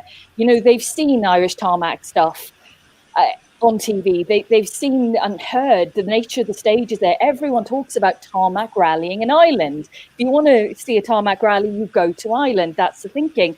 And people want to come and see that. So I think there would be a huge amount of people who would come, and that's hugely important. Excellent. Thank you. Rory? Well, the question Adam's asking here is, where would like the stages to be? Yeah, where's your favourite stages? Where's your favourite stage? Pretty much. I've rallied extensively in throughout Ireland and Northern Ireland in particular. And, you know, the obvious ones are Hamilton's Folly and Tor Head. You know, they're the ones that... That was the one I was trying to think of. Hamilton's Folly. Hamilton's Folly. Yeah. They're the ones that really stand out. But Trevor, you're a bit like myself and Gordy, a bit old enough to know. You remember the Sweat House on the Saturday morning of the Ulster Rally and all. And the Sweat House in Dungannon, Brantbury Lock in Dungannon. And them, hey, they are the toughest stages you'll get, hey. You know, when it comes to, you know, early morning staging of the condition of the Shiny Tar. They are tricky. That Sweat House. Hold on. The Sweat House. Sweat House, yeah. Sweat House, yeah. That's the name of the stage, yeah. I need to look into this one. I need to do a bit of research. Just outside Dungannon. John Desbury. Why was it called the Sweat House? Well, I think, there's a monument there, isn't there? But on the map, I think, if you look on the map, there is a Sweat House. It's not a location. It must have been somewhere years ago that was maybe some sort of historical building or something. And that name has been retained, and that's been used for the stage. I know Alan Bolton's watching. He'll probably be on the internet now finding out for us, so we can comment. Yeah. So I might have a bit of knowledge in this. Yes, Rory, you're quite right. There's a building in the middle of that area called Sweat House. Now, with the history of it, I've no idea. When you take an OS map, you'll find that that's in the area where that particular stage ran. And if Rory, go back to where the favourite stage and so on. If you remember my second year involved with the Circuit of Ireland, when we tried to run those stages at night, and you definitely did the rally with Ali. That was the idea, was to go down there and use that. We used Sweat House, and we used the other one over at Benburb called Brantbury Lock, was it? Brantbury Lock is right. And we ran them in the daytime first, and then went back at night and ran them again. Unfortunately, we lost one of them because of an incident with a resident and so on. But those were, for me, those are fantastic challenge. Should they be daytime or nighttime or whatever? And go back to my history, and we rallied those as navigation rally roads, so that's why they still give us a buzz even now. So, those roads are there, and the challenge in them roads, like they have broken the heart of many a driver in there, like down through the years and circuits and all sorts. Yeah. And also, Trevor, we have Tardree, you know, another very good stage upside Antrim Town. Very good stage used extensively in the Ulster Rally as well. If you want to go further west, Gordy, it's Slaughan Glen, like an incredible stage. You know, we used that in Rally Ireland before, and a really, really tricky stage, like over in Fermanagh. And of course, Hamilton's Folly, Cairn Castle, Sweat House, Ashfield, Malabeny Hill. There's some tremendous stages there in the Clogher Valley that's been used for many years. And Fermanagh and Tyrone, you know, there's even a stage called Widow McGee outside Oma. There you are. Dead Man's Hill. Dead Man's Hill, yeah. And we used to have one on the circuit called Fisher's Hill. We used to always be thinking we're going for fastest time here. That's right. So, Yeah. Had to claim it. Yeah, I'm with Paul. I don't care. What I want though is good weather, so we can get the heli up. We get the heli up over Hamilton's Folly, over Hamilton's Folly, or over the Antrim coast. Like that is just going to be sensational. We get those images out, and I think as well from a promoter point of view, what I love about the Tour de France is as you go through the countryside on the live shows, they'll stop and they'll show you the different areas, cathedrals, all of that. That should be part of the World Championship. The same happened in Dakar as well, if you looked at it. So each program has got a little slot. So I think in Northern Ireland we could do well with that as well. So yeah, get it sorted, Bobby. Get the rally here. That's all we want. Cool. Yeah, no pressure, Bobby. No, just do it. For God's sake, what's wrong with you? Right, cracking on then. Where have we got now? We've done that one. Ian Clapham, right, this is a good one as well. If you were to sit next to a current WRC driver, this is especially for you, Paul, who would it be and why?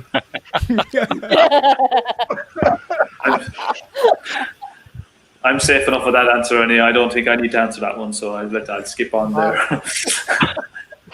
You get yourself in very big trouble here. You try to answer that one. Rory. Current drivers, I'm a big fan of Elfyn Evans now, I might as well tell you. Well, let me rephrase that. I'm a big fan of Elfyn Evans and Scotty and the way that they work together. And I really You're trying to take his job. Oh. No contest there, no threat there. But I even like Elvin's driving position in the car and the way he sits and the way, the whole demeanour of the way them two boys work together is very good. And we know Elvin for years. Somebody we know. He's come right up through the Fiestas and progressed to where he is today and driving for probably the top team, top team. And for me, Elvin would be, I suppose, that's a bit of a fantasy really to say that, but I suppose if you were to sit with somebody, Elvin and the likes of a car like that would be incredible. Excellent. Gordy? I wouldn't be sort of choosy at all. I would take anybody in any current car. Do you want me to put your phone number up on the screen here? Absolutely. I think that's your phone number I keep seeing in all the toilets.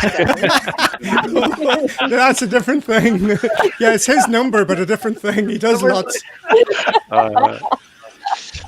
But seriously, anybody that's currently driving a WRC car, any of those works drivers, I mean, they're all their ability is without question, and any one of them would take you to any one of those events and give you a thrill that you couldn't describe. I suppose for me, if you could find either Craig or Elvin who both use English notes, then you could feel that you could work with them and you could actually contribute something. But any one of those drivers would be suitable for me. I can assure you.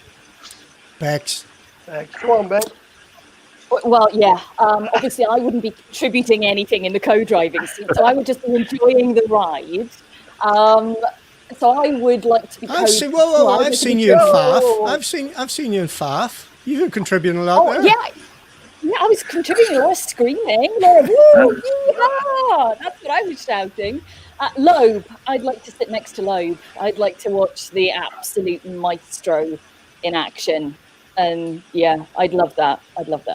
So I've sat alongside Neagle and Hannanen, and that's it, because I'm a complete control freak, Trev.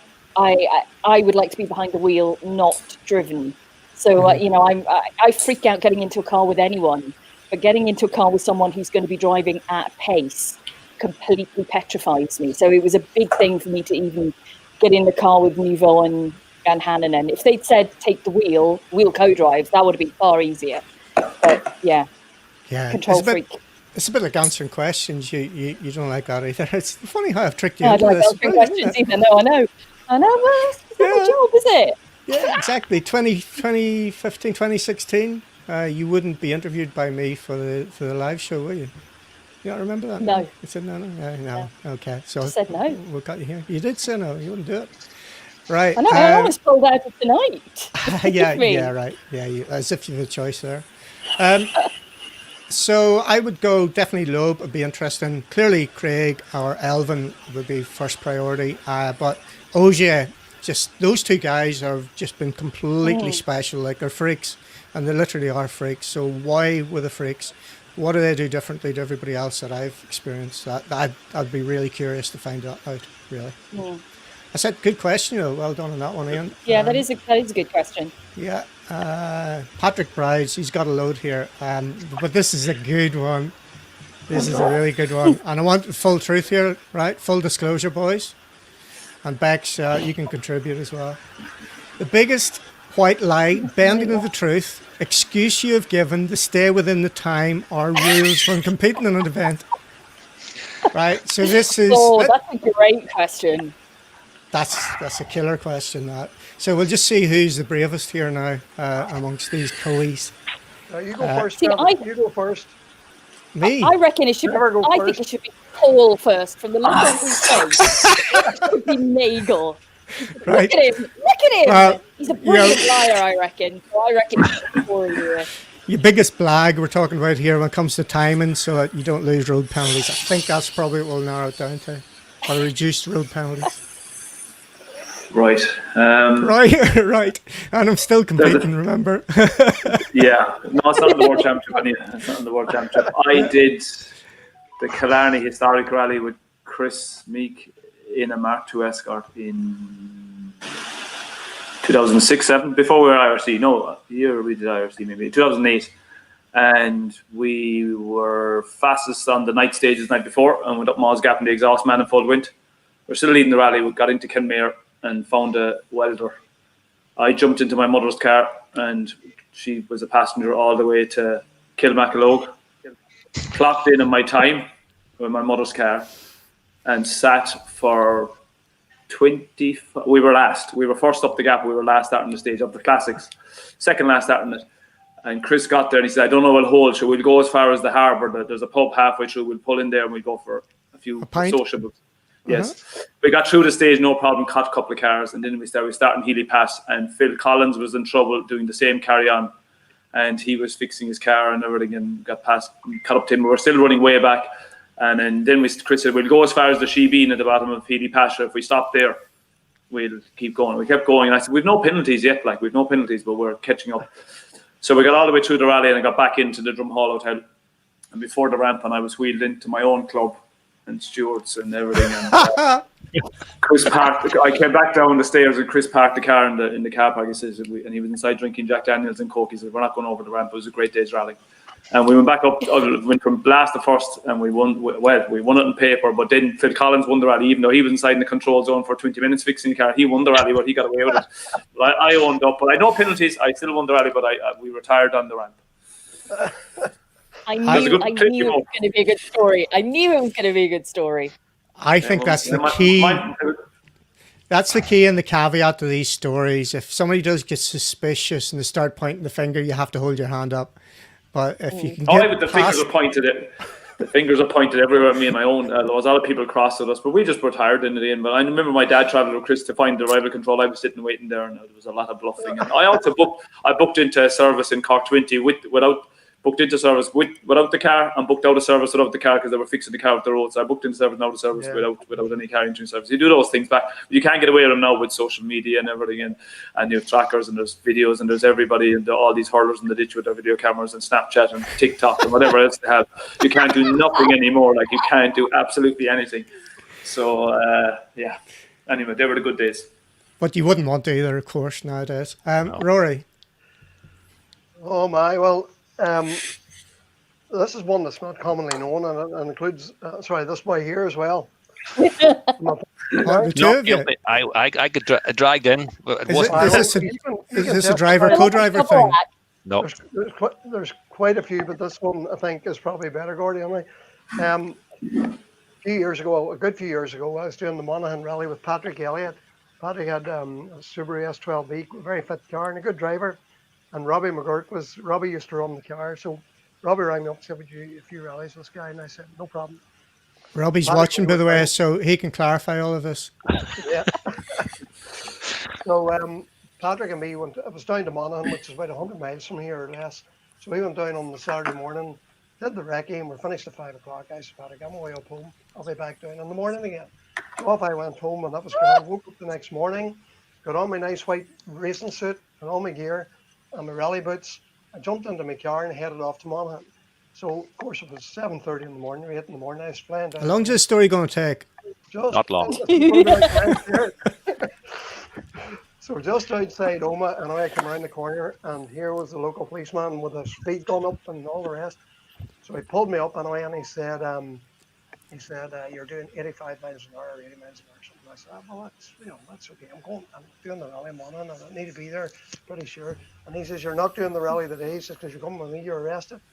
So I protested against this, and he says, absolutely not. You're coming. Don't argue. You're only wasting your own time. And he says, you have to follow me back to the Oma police station. So I said, oh, for frig's sake. And of course, I had my rally bag and the pace notes and the road book and everything with me in the car. So I'm driving back to Oma, to the police station, behind the police car. They didn't take, they told me to drive back behind them. So on the way, it was about 10 to 8 on a Sunday morning, and I thought, there's only one way out of this. Gordon lives in Oma, by the way. So I rang Gordy, phone rang, and of course when he saw me ringing him at whatever it was, 7:55 a.m. on a Sunday morning, ringing, something wrong here. So he answers the phone. I said, Jesus, Gordy, you won't believe it. I'm after getting arrested. And they're ringing me back to the Roma police station. I'm meant to be doing the rally with Patrick Elliott. I swore it was a wind up. So anyway, I land at the police station, and the boy I have to walk in through the whole police yard and through the police station with my white overalls on and my blue racing boots and the whole lot. And I walked into the duty sergeant who was standing behind the counter, and he looked at me and he went, "Are you the Stig or what the frig are you?" So anyway, a very short moment later, Gordon, he arrived. He knocked at the gate and he's here. So they give me a few minutes to talk to him. I give him my rally bag, the pace notes, the road book, and send him off to Monaghan to start the rally with Patrick Elliott. I gave Rory 300 or 500 dabs as bail money. What was it? 300 quid bail money. Did you get it back? Well, sorry, that comes to the end of the story. they wouldn't let me go. You see, the duty police officer who was processing me, if you like, he said he was a wee bit sympathetic. You know, Jesus, you're doing the rally. Okay, we'll do this as quick as we can. But it's going to take an hour, you see. So in the meantime, Gordy's away to the rally. Land in the police station. And eventually I get protest and they tell me I'm free to go. I wasn't a terrorist. I have no history, nothing. They said you're free to go. You have to be in court in Oma the following Tuesday. That was okay. Down the road at 100 mile an hour now to get to the Monaghan to the start. Don't do this, kids. Meantime, the rally starts, Trevor, at 10 o'clock or whatever in Monaghan. And Gordy, he thought, well, I'm a bit well known around here and it'll look bad if I'm sitting in the car coming over the ramp at the start. So we thought, of course, Gordy, he decides then we'll get the ProDrive engineer to go over the ramp in the car because nobody will know him. So, of course, he knew nothing about time cards or roadbooks or nothing. But anyway, Gordy coerced the engineer to go over the ramp in the car. In the meantime, I'm coming flying down the road from Oma, and the car's on the way to the first stage, which is out beside Niall Maguire's transport company. Yeah. If you remember right, Gordon. Yeah. So I'm on the phone, and they're telling me where to meet them. I came flying into Niall Maguire's yard, parked the car, and just at that, Patrick arrived with a rally car. I jumped out of my car into his car and away to the first stage. And how'd you do in the rally? And did the rally. We finished second in the rally. Okay, you hand that trophy back then. So we did. That's right. But all right, that was my. And by the way, the 300 quid, I'm certain I didn't pay it back to you, but God, right, remember. My bit of that story was, you can imagine I was in bed on a Sunday morning, the coordinator every time the phone rings is Rory. What did he want this time in the morning? So he told me the story, being arrested. He's on the way to this police station, come and meet me. And I said, okay, I'll come and meet you. Got there, he gave me this rally bag with time cards, pace notes, roadbook, the whole lot. Rory had already phoned Robbie McGurk. Don't tell Patrick, but I've been arrested and there's a handling on here. So half an hour later, Robbie gets a call from me saying, I'm on the way down. Can I borrow a race suit and a helmet and a few things? I'm going to have to start the rally here. So Robbie was running about, finding me a spare suit that would fit me, find a helmet and all that sort of crack. But as Roy says, on the way down, I took kind of cold feet in some ways. Felt like if I turn up here, this was the time of Rally Ireland, and I was clerk of the course of the event, and I thought that my profile was such that I shouldn't be seen to be involved in this, even if I was. Is that the way I thought it? So, got to the this start. Is live on the internet, remember, boys, and it'll be recorded. It'll be there for eternity. No problem. But we can tell it that it's all right, because we didn't do that. Didn't really do that much wrong, really. We got Patrick. Apart from confessing to doing 100 mile an hour car, but we'll forget about that bit. And assisting an offender. Is that what it's called? So we got to the start. We got Patrick in this pro drive and got him up towards the start, and the rally was based at the Hillgrove Hotel.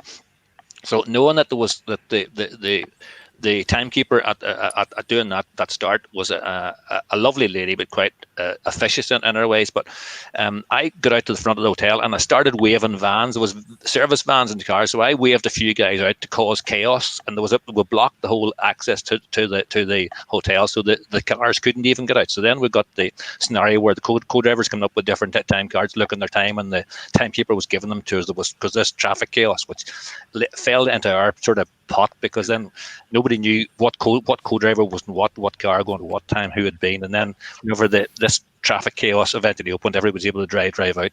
So then I drove out and drove ahead of Patrick and led him to where on the sort of rally route until we met Rory coming. Was that The rendezvous point. rendezvous point? The RV. RV. So that was. I'm even getting texts about this right now. They're coming flying in here. My phone's on fire. I don't even want to go to the comments section here. They lock me up here. Superintendent, is it The there? next thing we're going to hear is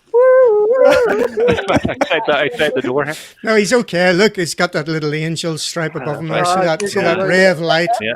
That man can do no wrong. Look at that. That was Rory, or even most of it. There's probably a few more bits of sort of detail we could add in, but maybe we'll leave them out as well. Are we going to go for a joint one with that, or have you got one as well, Gordy? Oh, I don't know. Whenever that question was come up, and I saw it earlier on, I was thinking about another Killarney rally I did with TTC. I don't know what year, but we were in a Group N 4 before Sierra. Tell me whatever year that was. And Grand Car went fast, but the gearbox was like butter in it, and up. The gap was the first stage, and we got halfway up the gap and broke all the gears except third and fifth. By the time we got to Cassans, or however you pronounce that, Paul, with the surface changes, we only had third gear and fifth, and got out of the stage and down into Kenmare, and there was no way getting it fixed. But we had to go and do Ballaghabima then, and then the service area was in the triangle of roads between the end of Ballaghabima and then Cara Lake. That's where the service area was. So we had to find our way through Ballaghabima, stuck in third or else fifth gear. Crossing there, we ended up having to stop somewhere and try and get it going again. And on those we narrow road up through the middle of the pass and dropped 3 or 4 minutes on the stage. But when we got to the service area, again, not trying to belittle anybody, but our service crew was basically one mechanic. One guy was there to help him or to fill in fuel and do that sort of stuff, and the guy that owned the actual car. So there wasn't a pile happening. We got there and we said, this gearbox is broken.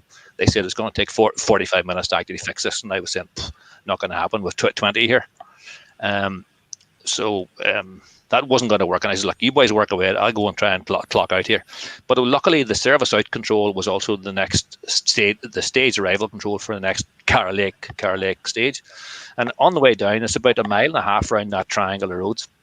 I was starting to walk, knowing there was no way I was going to be there in time, but I found some Australian tourists who were completely lost. They were in the middle of this chaos. There was service barges, there was rally cars, there was people everywhere. They were lost, and they were looking. They asked me how they were going to get out of this. So I cajoled them into giving me a lift 1.5 miles down, left them at the wee crossroads at the end beside where the school was, pointed them in the general direction of Killorglin, and walked down to the stage arrival. And by that time, there was 3 or 4 cars coming. I think TC and I were either 9 or 10 on the door, something like that. Got down, and again, a bit of chaos around the control. Stuck my card in, got the time that I wanted, and walked back toward the service area and stood. And I got a cup of tea in Hugh Steele's van. If any of you know who he is, it'd be Colin McRae's uncle. He was overdoing the rally, and his van was sitting there, he was making tea, so I was going nowhere. And about 45 minutes later, TC comes bombing down through the car park, down through the whole service area and that sort of stuff. And we started Cara Lake behind Jenny Burrell in a 205 Group N car, who was car number 95, and we had been number 9 or 10, and no penalty. Same as Paul. In the same scenario, then we caught 3 or 4 cars on the stage. The next stage at the Revel Control jumped 10 cars, passed a few cars on the stage, etc. But by the time we got to the main service back in Killarney, the first cars had all gone again. They'd been into service and back out before we even arrived. Nobody knew. There was no social media. There was no trackers. Nobody knew that we were still actually going. People had discounted the fact that we're still there. But we got through the first day and the second day and had no road penalty, but really bad time on the first couple of stages. So finished and got away with it. Is that the way to put it? Lucky. Got away with it. We got away with it. Yeah, got away with it. Is right. So. Yeah, a bit of creative use of the rules. Bex, have you heard of any mad things like that in your time? World Championship? Oh, I've heard of lots of things that people anything have done. Anything you can share? No. People's Definitely careers not. still Nothing going. I can get. People's careers going up in flames if I open my mouth to talk about that. No, sadly not. But, in maybe about 20 years, when we're back here doing this, I'll tell you then. I'll quickly tell you one that I had with Willie John Dolan in the early 90s. So I had mighty crack with Willie John. We used to travel down to rallies on a Friday night, have a few beers, do the recce, have a few beers, do the rally, have a few beers, stay Sunday night and go home. And that was a regular thing. It was good fun. But we went to Kilkenny. I don't know which rally it was, but I'm sure it was based in Kilkenny in a Sierra Cosworth. That John McLean was running it, and they couldn't get it running without a misfire. So they spent a load of time at it. We eventually got over the ramp. We were last place. So down the road, in the road section to the first stage, as fast as it would go. Moving up the queue at the start of the first stage, there was a delay, which was great. Get slotted in, and off we go on the first stage. Car's going good. Second stage, towards the end of it, starts to misfire, cures itself again. Last stage, car cuts out. So we get John McLean in. Took 45 minutes for him to replace the ECU or something like that. So swap the ECU and off we go. We thought, well, chance going through the stage. Anyway, literally a mile from the end of it, John Galish had tipped the car upside down. He was parked. So it made me thinking, I think the stage might be cancelled. So managed to get a time at the end of the stage and then flat out in the road section. I think we passed the clerk of the course at an ungodly speed as well. Managed to get an arrival time at the finish ramp as well, so a finish time on the card. And I think the results will show it we're 7th overall in that rally to this day for some reason. So again, we stayed in it a couple of beers. I'm not sure what that trophy is, probably my sister's caravan, but there you go. Willie John, if you're watching, that's probably the one that I can tell. There's plenty others. I actually got away with about 6 minutes, I think, in the Vauxhall days in the British Championship, going into a service in Carlisle Airport. So yeah, nobody pointed the finger, so I didn't hold my hand up. So there we go. Just the powers of persuasion, Paul. Do you still use those? Always, yeah. The gentle smile. The Irish charm, that's what it is. That's Right. Definitely. Okay, I'm just look at the time. Geez, we're nearly in two hours here, right? Funniest scenario I've been involved in, the choice of a car on stage. I think we've done most of that. Proudest moments, we've probably done that. Where else we got? Eamon Downey. Love to know who the quickest driver is. Let's have a quick look at this one. Quickest driver, the best car control I've ever sat with. That's a hard one. You're gonna burn a load of bridges if you answer that, boys. I'll just. I ain't answering that one. I know. I'll say Rory was quickest if Rory says I was as well. And I've sat with Trev. Trev's a pretty quick driver. You have, yeah, that's right. Trev, yeah.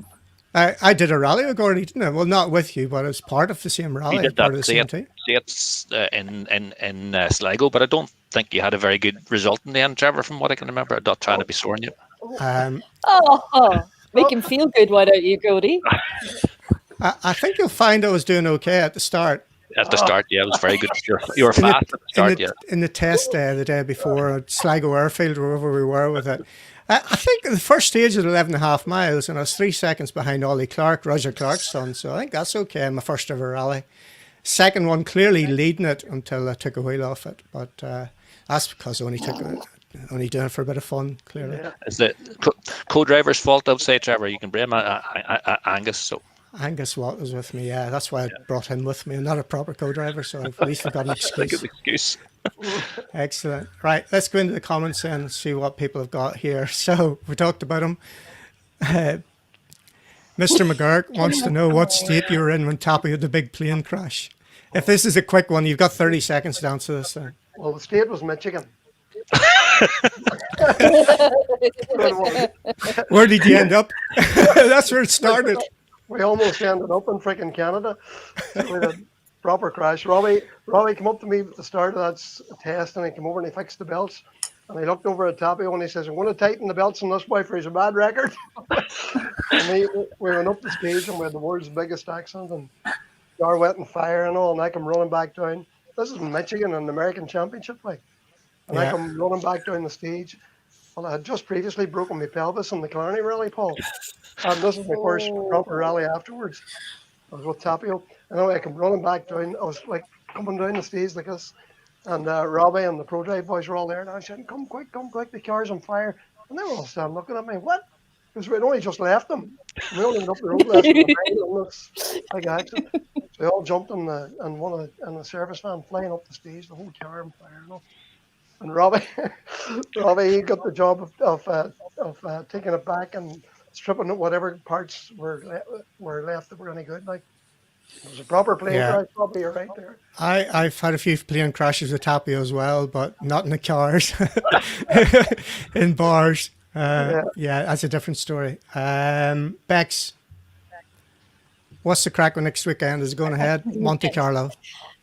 Yeah, at the moment, yes, it's all going ahead. Service Park was practically built today. Teams are there in Gap already. So the service park's been built, but with everything, it changes, doesn't it? At the moment, for all of us in every kind of way of life, it changes hour by hour. But at the moment, yes, Rally Monte Carlo for us in WRC is going ahead. Got my COVID test tomorrow. Okay. One of 3, as Paul was talking about earlier on. All right. Have you had one before, or is this your first? This is number 13 now, Trev. Okay. Or 14, actually. Because we Aren't you have to have one every time we go into an event. Before we leave the UK, we have one. When we get to an event, we have one. Got you. So, yeah, I've Okay. done a number of trips now. All right. All being well, we'll see you there. Connor has asked, Gordy, quick one. Is Alistair planning using a Polar Fiesta this year? The answer to that question is I don't honestly know. Okay. There's no rallies planned in Ireland at the moment, so it's hard to know what we're going to actually use. I mean, this time last year, the opportunity came up whenever Don Buckley had that Polo to use it in Galway, and then an opportunity came up to use that Fiesta Mark II, and that was Alistair did the pre-event test for West Cork, and that was the plan, was to use that rally. The rally didn't happen, so I have no idea. I can't really comment. Don't know. Got you. Okay, there's one for you, Paul. It's quite a good question as well. From David McSorley. Question for Paul. The Arctic Lapland Rally, part of the WRC, as a replacement for Sweden. Are you following this weekend? Have some idea what they might be facing? I think there's a caveat around that they're using the normal rally that's this weekend used a lot of military ground, which they won't be using in February. Is that about right? Some of the stages are reversed that they're using right now. Okay. P1 some of them drivers. will be. Yeah, P1 drivers were not allowed to do the rally or do the recce. So it'll be just obviously Johan is there for Toyota and Oliver Solberg's driving a Hyundai, so R5. So, but no, anyone that P1s couldn't do the rally. So. Okay, Bex, do you want to add anything to that? What you know about the rally, the event, compared to what's happening this weekend? No. I mean, all we know about the event is kind of what Paul said. We've got, I think it's 260 kilometres. It's 9 stages. Some of the stages that are being used this weekend, I think partial parts of the stages will be run. They're in reverse, however, from what we will see when we go there at the end of February. Don't know a huge amount more at this point, though. But really excited that it's on the championship calendar, because it's definitely a bucket list event for me. I almost went there in 2011 when I was working with Ford, and we were doing some filming, doing vidcasts for them. And we were supposed to follow Jari Matti, who was going to do the rally. But the week before the event, he crashed the car that he was going to be using at the Arctic Rally, and then we didn't go. So hopefully this time we'll be going. I quite fancy going to it. I reckon that'd be a good one to go to at some point. If there's a reason for going, maybe just go and have a couple of beers. How do you think Oliver and Aaron will fit in at Hyundai, Paul? It's a big step for both of them. Obviously, they were in Volkswagen last year and running their own private car. When they go into a factory team, it's a big step. But I don't know what program there are, what plans there are, who's running the car this year. But Oliver, we were racing him last year in the ERC, and himself and Aaron showed massive potential, and they showed fantastic speed. But with his family background, with his father's support behind him, and he's a young kid, I think he'd fit in very well in the Hyundai. He still has a lot of learning to do. He's to learn all these WRC rallies, but for me, he's one of the biggest talents coming up through the ranks at the moment, and he's going to be around for a long time. That Solberg name is going to be there in many years to come. So I think it was a good move by him moving to Hyundai. He's under a manufacturer brand as well. So it'll be interesting to see how it gets on. Obviously, Hyundai have a new R5 car coming later on in the year, and he probably will do some of those rallies as well. But as I said, his program hasn't been finalised yet exactly what he's doing. I know he's in Arctic, he's going to Monte and obviously Sweden or Finland now it is. So yeah, but for us, having him there this weekend is good feedback back for the team for Lapland. Definitely, thanks for that. Mark Johnson, this is Mark. He's the son of Alan Johnson. Remember Alan Johnson, guys? Toyota Corolla all those years ago, quick boy, member of the British Junior Rally team. So Mark's question for Rory, what's your favourite Bertie Fisher car that you enjoyed most? He's a Fermanagh man, so he knows Austin's was the Monte for the bumps. Well, I have a very, very easy to answer that question, Trevor. The best car that ever we had, or I was in with Bertie, was the M3 BMW. M3, thought it was that one. Without a doubt, fantastic car. I've even pictures of it right here. Yeah, I'm sure. Incredible car, and something I'm delighted to have the opportunity to own. Won my first international ball in Killarney in that car back in 1990. Many years ago. 1990, I think. The noise as well, fantastic. Oh. The Russians should have won it. They got a time penalty in Healy Pass. Oh, I forgot about the Russians coming over every year.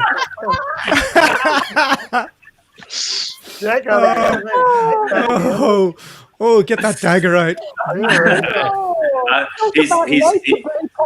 And stand well back. He's enough for Killarney's one. He's 7 or 8 of them won. He's more than enough of them won anyway. Just remind us about the Russians, Paul, because I'd forgot about that.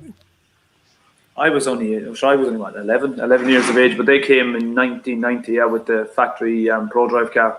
And it was, if I'm right, Rory be better than me telling you, but Mall's Gap was cancelled because of snow and ice. Ballybeema was cancelled. The first stage rally was Carl Lake, and they led the rally for a lot on Saturday, didn't they? They would have led, but they had a penalty. They got the time penalty. You've told us once before. Go on. So they would have led only for that, but it was the roads were it was snow and ice, and it was totally unpredictable, So they led. Something going for Russians though, Rory, to come over and beat you boys on a rally, No, you're right. The first time they're there, Neagle was there as well, and Neagle was leading the championship that year, and he was leading the rally for a bit as well. But anyway, we got on the lead. We got on the lead late on the first day, and we led all the way to the finish. Okay. They came the following year as well, and they had a massive crash testing the night before the rally started. It was a big disappointment. They were a big hit. They were a big hit back in those days. Yeah. Sure. Tommy Hayes is a question, guys, together with Morris Malone and William Nolan. They have the Sprint podcast, which is great if you haven't listened to those. Really good one Tommy did with Al McShea. Fascinating. Some brilliant revelations in there if you haven't listened to that one. And also the latest one with Ari Vatanen is great. So do you feel that a variant of the R5 category could be a good category for the WRC going forward? Let's call it an R5 plus instead of the hybrid or proposed cars that they're going to go. Bex, Yes. On the spot.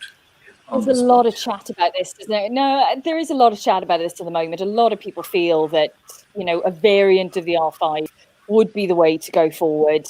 It's such a tough one right now because it is not so much up in the air with what's happening with the regulation, but we will have a change next year.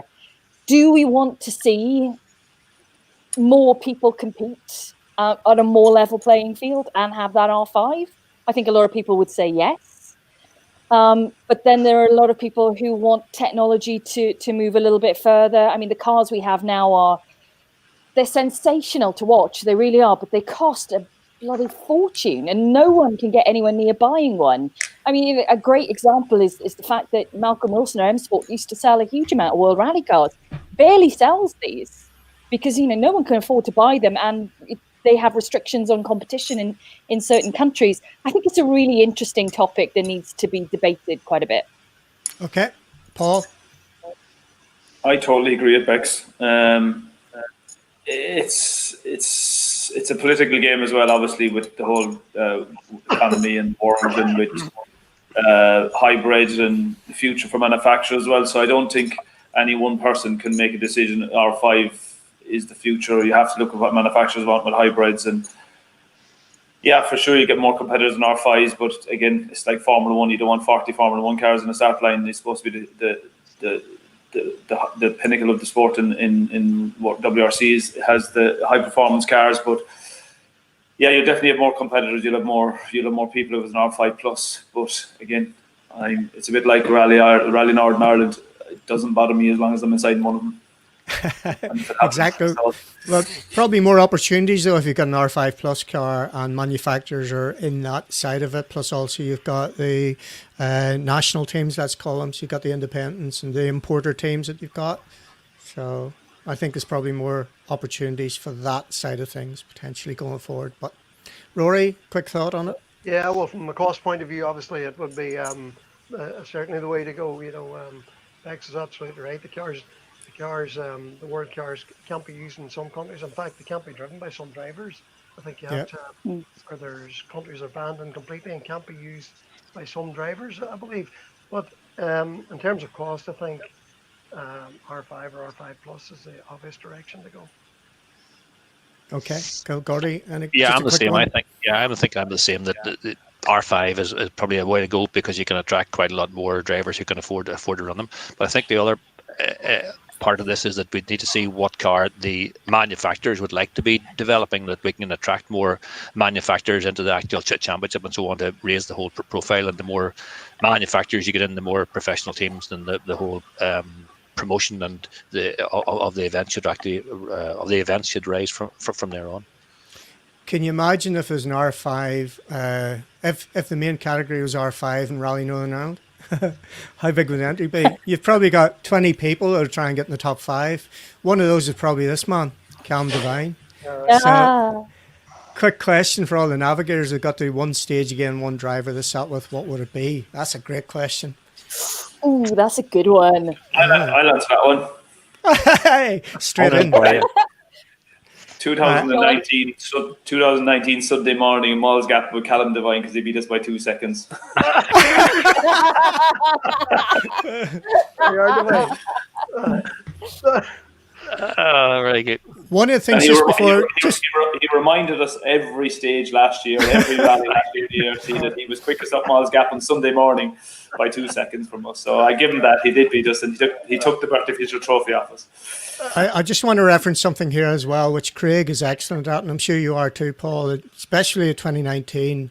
The credit, when he was being interviewed in the World Championship, the credit he gave the guys in this country, or sorry, in Ireland, I'm in England at the minute, but the credit he gave guys back home for the speed at which they went, the like of Ali Fisher, the like of Callum, I just think it was great. It just shows you how much fun and how much of a challenge it was for Craig in 2019 and yourself to come back and win that championship, because you didn't get it easy. You seemed to take a little while to get warmed up and then took off, but it was a big fight, wasn't it? It was, yeah. A lot of people said we were only playing. There was more on us that we were playing with the competition. But I can tell you from the first stage of every rally, we were slow to get going, especially West Cork and a couple of rallies. We were just slow to start, but when we got if we got up to about 20-second lead, Craig is very clever and he knows how to manage a 20-second lead, and that's what we did for most of the year. And there were stages like in Killarney, I don't know what that stage, second stage on Sunday morning for a local, I don't even know what it's called. Sneem River. Yeah, that's right. Gordy and Ali would cleaned us both times over there that morning, and we were never out of sight in any rally. Maybe the Ulster was at the end of the year was probably the biggest step we had.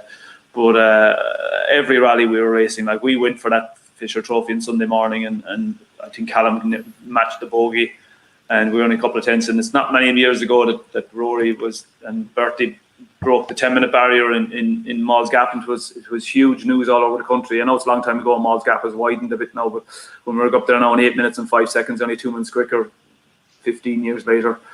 But any rally we did share, we went to Donegal and we were absolutely driving at 11 tenths, and we were within a couple of seconds of Sam before the rally was stopped. And we went to Ypres a week later and we won it by 50 seconds without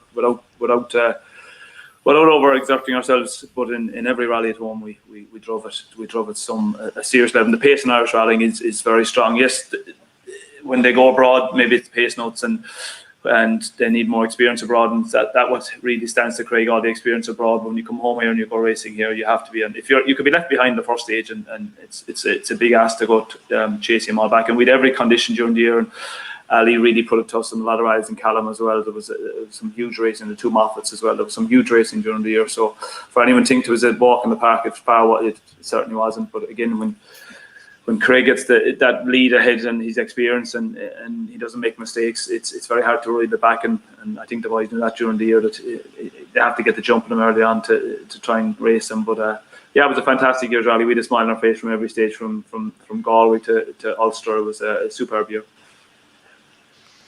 Okay, cool. Gordy and Rory, quickly then. This is repeating a stage with a driver you've been with before and a stage you've been on. Yeah, well, you can even add a bit of flexibility to it. So I'll give you an idea. I would love to do Tour Ahead in a Peugeot 206 World Rally car with Neil Weirden. There you go, or Hampton's Folly. So something like that. I would like to take Alistair Fisher to Wanga Coast in New Zealand in an S12 Subaru. Do you want? Yeah, now you're talking. You asked for something. Right, okay, you've just broke the internet. Okay, Rory. Without a doubt, Bertie Fisher, Malls Gap. Wow, there you go. That's an easy one for you, isn't it? Right. Where are we? There's somebody has sent me a lot of detail. I think it's Fergus McAnallen, Rory, about Sweat House. I'll have to find it somewhere. Pass that on to me because I'm really intrigued by that. I'm sure. I'll show you it in a second. I just need to tee it up in a second. Well, there's Jenny thinks, between being sluts and now Gordy's anyone's. There we go. Oh, we always need this, Jenny. We always need this.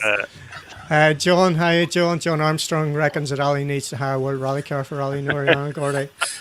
You just stay away from the organising team anyway, so you can get in the passenger seat of it. Yeah. We've done this in the last show, but I'll flash it up again. We've talked about this loads over the time. Go on, a quick one. It's interesting to sit in the car with another co-driver and trying to emulate the level of ability that he has. So there's a certain amount of pressure in that, but at the same time the crack was mighty. Like, from we even thought about going to the rally, to doing the recce, to doing the rally and being off the road and back on the road. It's the best bit of crack we've had for a long time, I think, and we still got prizes home as well, which is a big bonus, I must say. Okay. Did you have to tell him to listen to you? Well, a bit, Bex, yes, but he wasn't lost. We were in Donegal whenever we're doing these various events. He never was that far from home. So. Excellent. He's driving next time, I keep telling him. That's what I hear, yeah. What's all this about then, Gordon? What's that? From Ford TW35. Your unique way of numbering pace note pages, specifically the ones in double digits. That's clearly an in-joke that you don't get.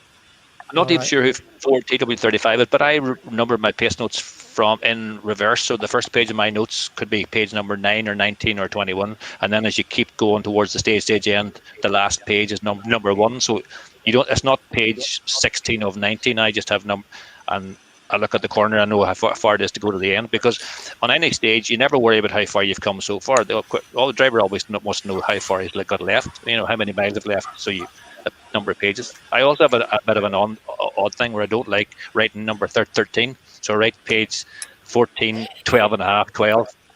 You're weird.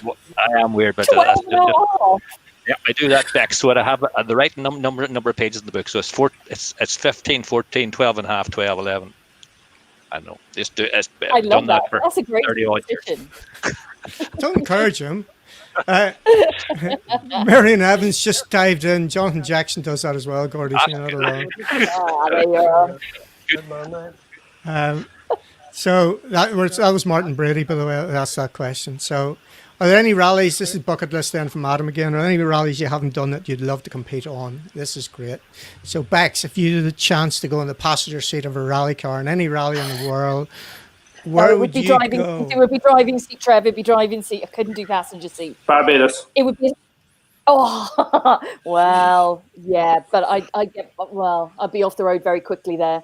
I'd love to try, if I was going to try, and I have done a little rally here in Wales. Not many people know that. Yeah, because you used to go and watch rallies when you were in your teens, didn't you? Nobody knows that about you. 4. Yeah, when I was 4 was my first rally. Yeah, I'd like to try a snow rally if I could ever give it a go, but I never would, because I'd be off the road as quick as you could say 90 right. I'd be off. But if you were able to stay on the road in your Mini flat out down the road, you still got your Mini, yeah? Yeah. Yeah. Okay. Yeah, definitely. It would be. I'd go and do the Arctic Rally. I'd love that. Could you imagine? George Donaldson did the Arctic Rally in a Mini. I'm sure he did. I'm sure Right. he's told me many times about that. Or Sure he Rally did. Sweden. Anyway, yeah. Okay. Yeah. What about you guys? Rory. Paul said Barbados. It might appeal. It sounds appealing. I think But it's you more don't about drink. attack than the rally. So me and Gary Jennings, It's me and such a Gary Jennings, good event. Too. if me and Gary Jennings are allowed to go and do a rally, we'll definitely go to Barbados. Gary can go. Oh yeah. I'm not sure Gary would come back from Barbados, to be honest. That's the danger. Cool. Gordy, bucket list. Probably Dakar, I think, or an event of that type. That's someone that I've sort of dreamt about. Or a safari is the other rally I haven't been to do. I fancy safari of some sort maybe at some time. Dakar, you need to get a rush on. So Fergus McAnally found us an ancient sauna, Irish style, small stone built dome shaped inside with chimney on top. You light the fire and sweat out your ailments or toxins and maybe your sins too. Irish sauna. Yeah. Fair play. So there's photographs here as well, which I might be able to show you later. Dad took the sweat house around 1989 when we done a demo for a TV program. There you go. There's a bit around that. Brilliant. Right. So that's almost full circle. We're back to talking about Terry Neville again. Any chance, Paul, that it might have been because he lost the blindfold challenge that the whole thing split up? Yeah. No, I doubt that. No, so we beat him by nearly 2 minutes. So, what is the crack in this? What, the blindfold challenge? I tell you what, we'll watch it. I just need to adjust something here, and hopefully we'll be able to hear it as well. Because if we can share this, I have some bones to pick with right? Paul Okay. Neagle. Well, let's. A little bit left, a little bit right. Yeah, I know this is a proper co-driver given absolutely perfect instructions to his driver. This is what it looks like. I think if I can show this right. Let's see. Can you see that? Yeah. Yep. Right. That's hopefully you can hear it. Can you hear it? Yep. Cool. Get rid of that.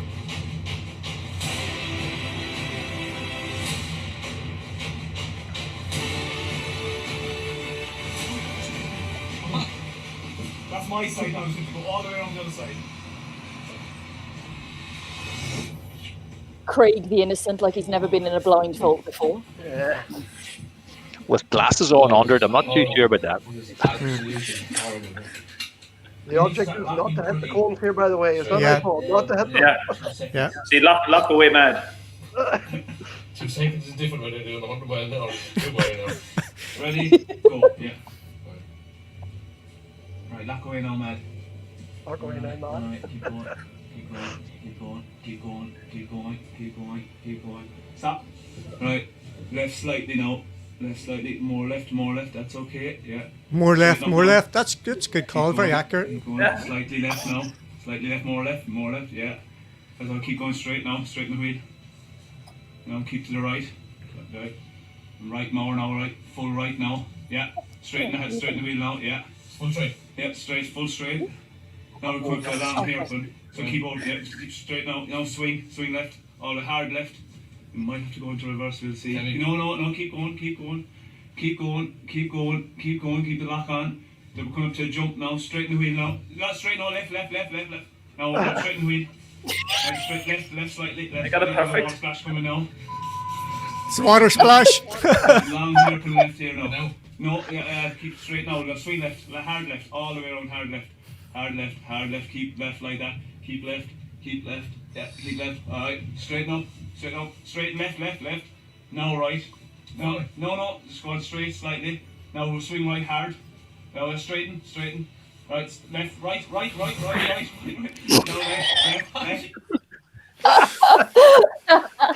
You don't realize how hard that is.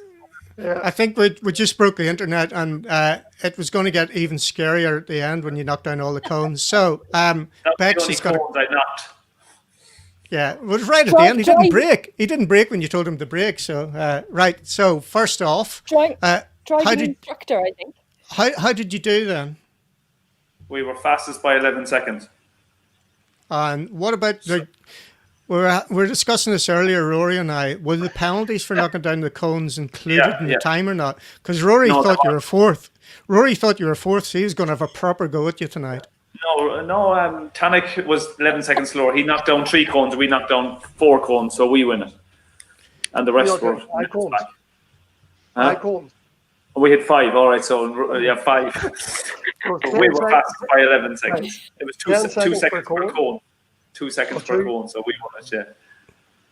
I think instead of going to Monza Rally last year, they should have done that instead.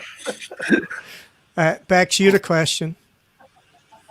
No, not really. Just, I thought, Paul did a really good job of guiding someone who was blind. And, would you consider a job as a driving instructor when all of this is over?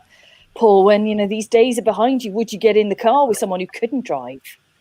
No way in the world, because I'm after enough scares and frights in my life and crawling out of cars and hitting everything. I'm never going to do anything with driving when I retire from this. And I'm not a good driver myself anyway, so I wouldn't be able to. I'm a terrible driver, so I would never. Are you?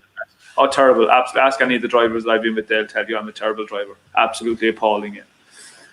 I'm proud of it. You can't be good on both sides of the car. This is true. Can't be good at everything. What are you going to do when you finish co-driving then, Paul? I'll go back to my job, and my job in DSB as well, so it's a government job. Is that so still going? You can still go back? Really? Yeah. That must be the best relationship from a co-driver job has ever been, because, second best. Yeah, exactly. Breaking jobs. And I'm still there. I'm still at it. Yeah, of course.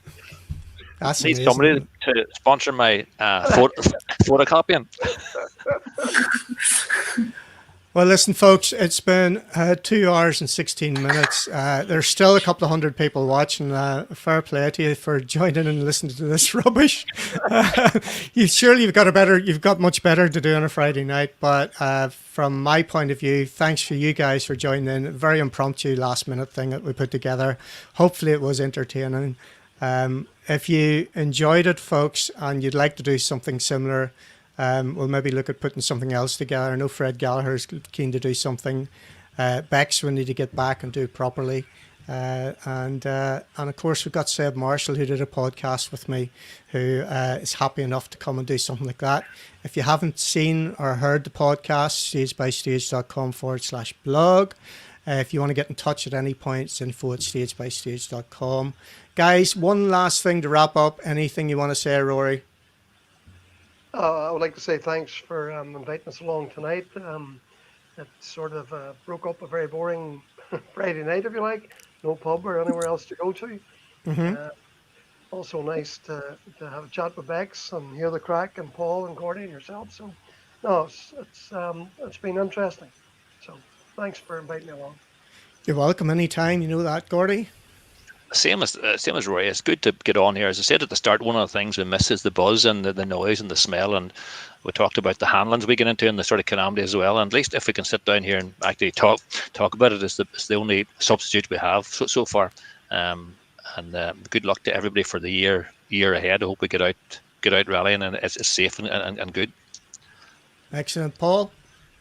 Yeah, I'm the same as the two boys, and thank you for having me. I don't really usually do things like this, so it's definitely better fresh air to have a bit of cracking and listen to the stories and all, because it's sometimes the game we're at the moment, it's very serious and it's all work. So it's good to do something like this, and I session broke up a nice Friday night before Monte starts next week. Excellent, thanks for that, Bex. Yeah, same. It's just been like being down the pub, like I said earlier. We're having a chat. No one bought me a drink, which is just like it is when I go out with you guys. I know. So very similar indeed. Don't want to spoil you. I do buy you drinks. What's wrong with you? Yeah, you do. No, you do. Fair play to you, Trevor. You do. No, it's been really nice just to chill out. Like Paul said, it's Monte next week. It's been full prep mode today for Monte. I'm really looking forward to that next week. And yeah, hope you guys will be watching. Yeah, we definitely will. All the best with everything, Bex, on the route there and everything. Stay safe, definitely. And definitely will. Looking forward to all live, whatever that entails. And of course, remembering that all those people are out in the front of it as well. So anything you can do, get back to us too, so we can enjoy it. It'd be great. The rest of you guys, when you're back competing again, all the very best for 2021. go fast and go hard and stay safe as well. Paul, you'd be out in the Arctic Rally, no doubt. I don't know if it's officially announced or not, but I'm sure you'll be there. Well, that's hopefully the plan. Everything changes day by day here at the moment with the COVID and everything. So the moment start from the recce in Monte and take it after that, see what happens and see what exactly the program is for the next 6 months between European rallies and World rallies. Would be a present in both of those for the first 6 months of the year anyway. Excellent. So, folks, thanks very much. That's it for the live part of it. Of course, this will be recorded, so it's up there for anybody that you thinks might enjoy spending 2.5 hours of their time watching us drivel on. But there's there. Fantastic. That's it, folks. We'll catch you next time. Bye. Bye.